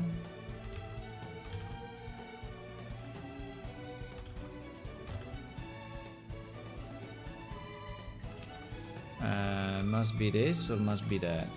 No, it must be... Huh? I don't know. Hello, who joined? Hello, Saranja Play. Hey, thank you for the subscription on YouTube. Hey, welcome, welcome. Unfortunately, at the moment, I don't know if I can see the chat in YouTube, but... because there is a bit of a mishap happening, but...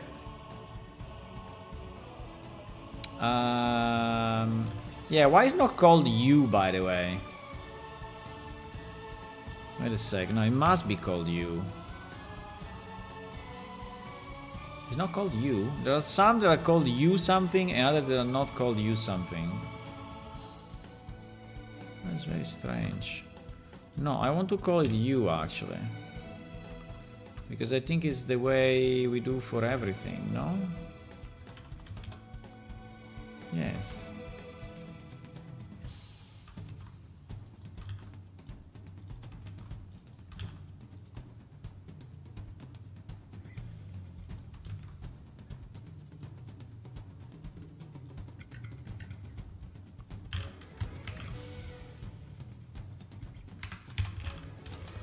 Changing my mind a bit on the names, but fine. Changing my mind on the names, don't worry. We can do this.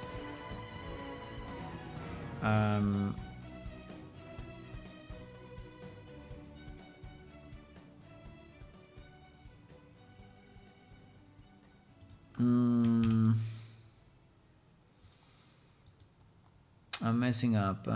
The wait event.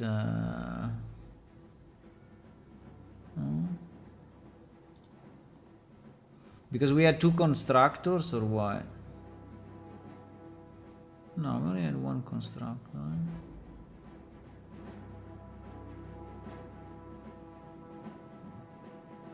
1, 2, and 3. And then that. Yeah, why doesn't work?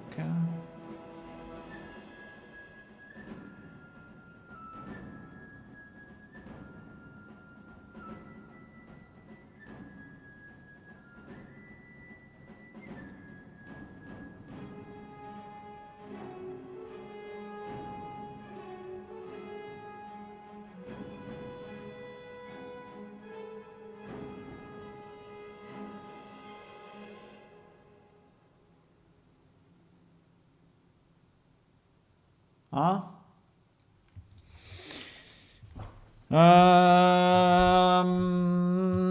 Why doesn't work, boys?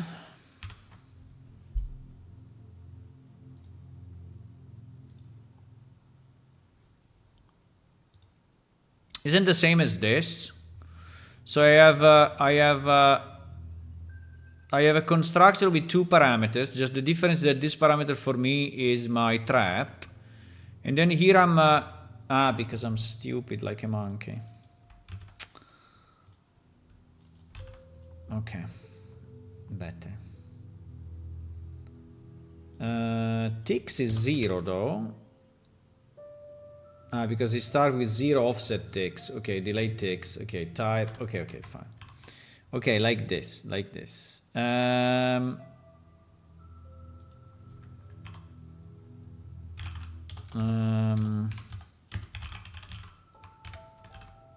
He likes it more this way. So this is used for continuous damage of trigger, of proxy trigger. Okay, unfortunately guys, I need to go. But we are very close. We are like 20 minutes away or 10 minutes away from having this thing work properly, right? But unfortunately I need to go. So tomorrow I'm restarting work, so I will be here only in the evening, right? Tomorrow is what? Wednesday? Yeah. Tomorrow I will be here on Wednesday. Sorry, yeah, tomorrow is Wednesday. I will be here at 9:30 p.m. European time, okay? Trap object. But now unfortunately I have to go. Even if we are very close to have it completed. Well, we still have to do the scheduling of this. But basically what this is doing is we will have to schedule with a given time, right? This thing continuously. And this will do continuous damage, right? Like every second or so. So you will have a certain amount of time to destroy the trap. Or take more damage, right? Which I think is cool, and I think we can use it also for other stuff. Now, we will have to decide how the trap looks like, right? Maybe it's a giant web, right? It's a giant web of stuff, right? So I will have to create with the particle, with the fumes, right? With the fumes inside. I don't know. So maybe the nest will actually look more like this. Or maybe it's the nest itself, right? We can put the trap on top of the nest so that to destroy it, right? Yeah, exactly. To destroy it, you will have to take damage. Yes, seems to be a good idea actually. So maybe the nest itself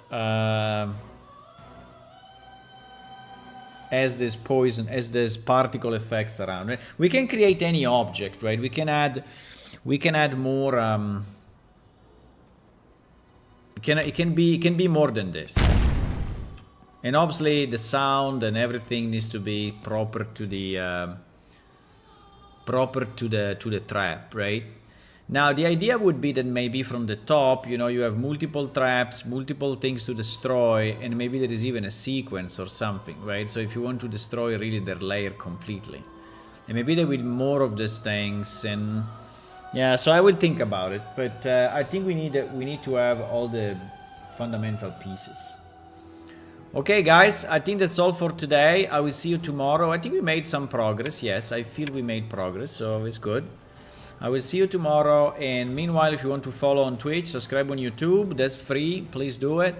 Also, if you want to download our game is released. You can just click on download now on our website, and you can play it for Windows, Linux, and Mac.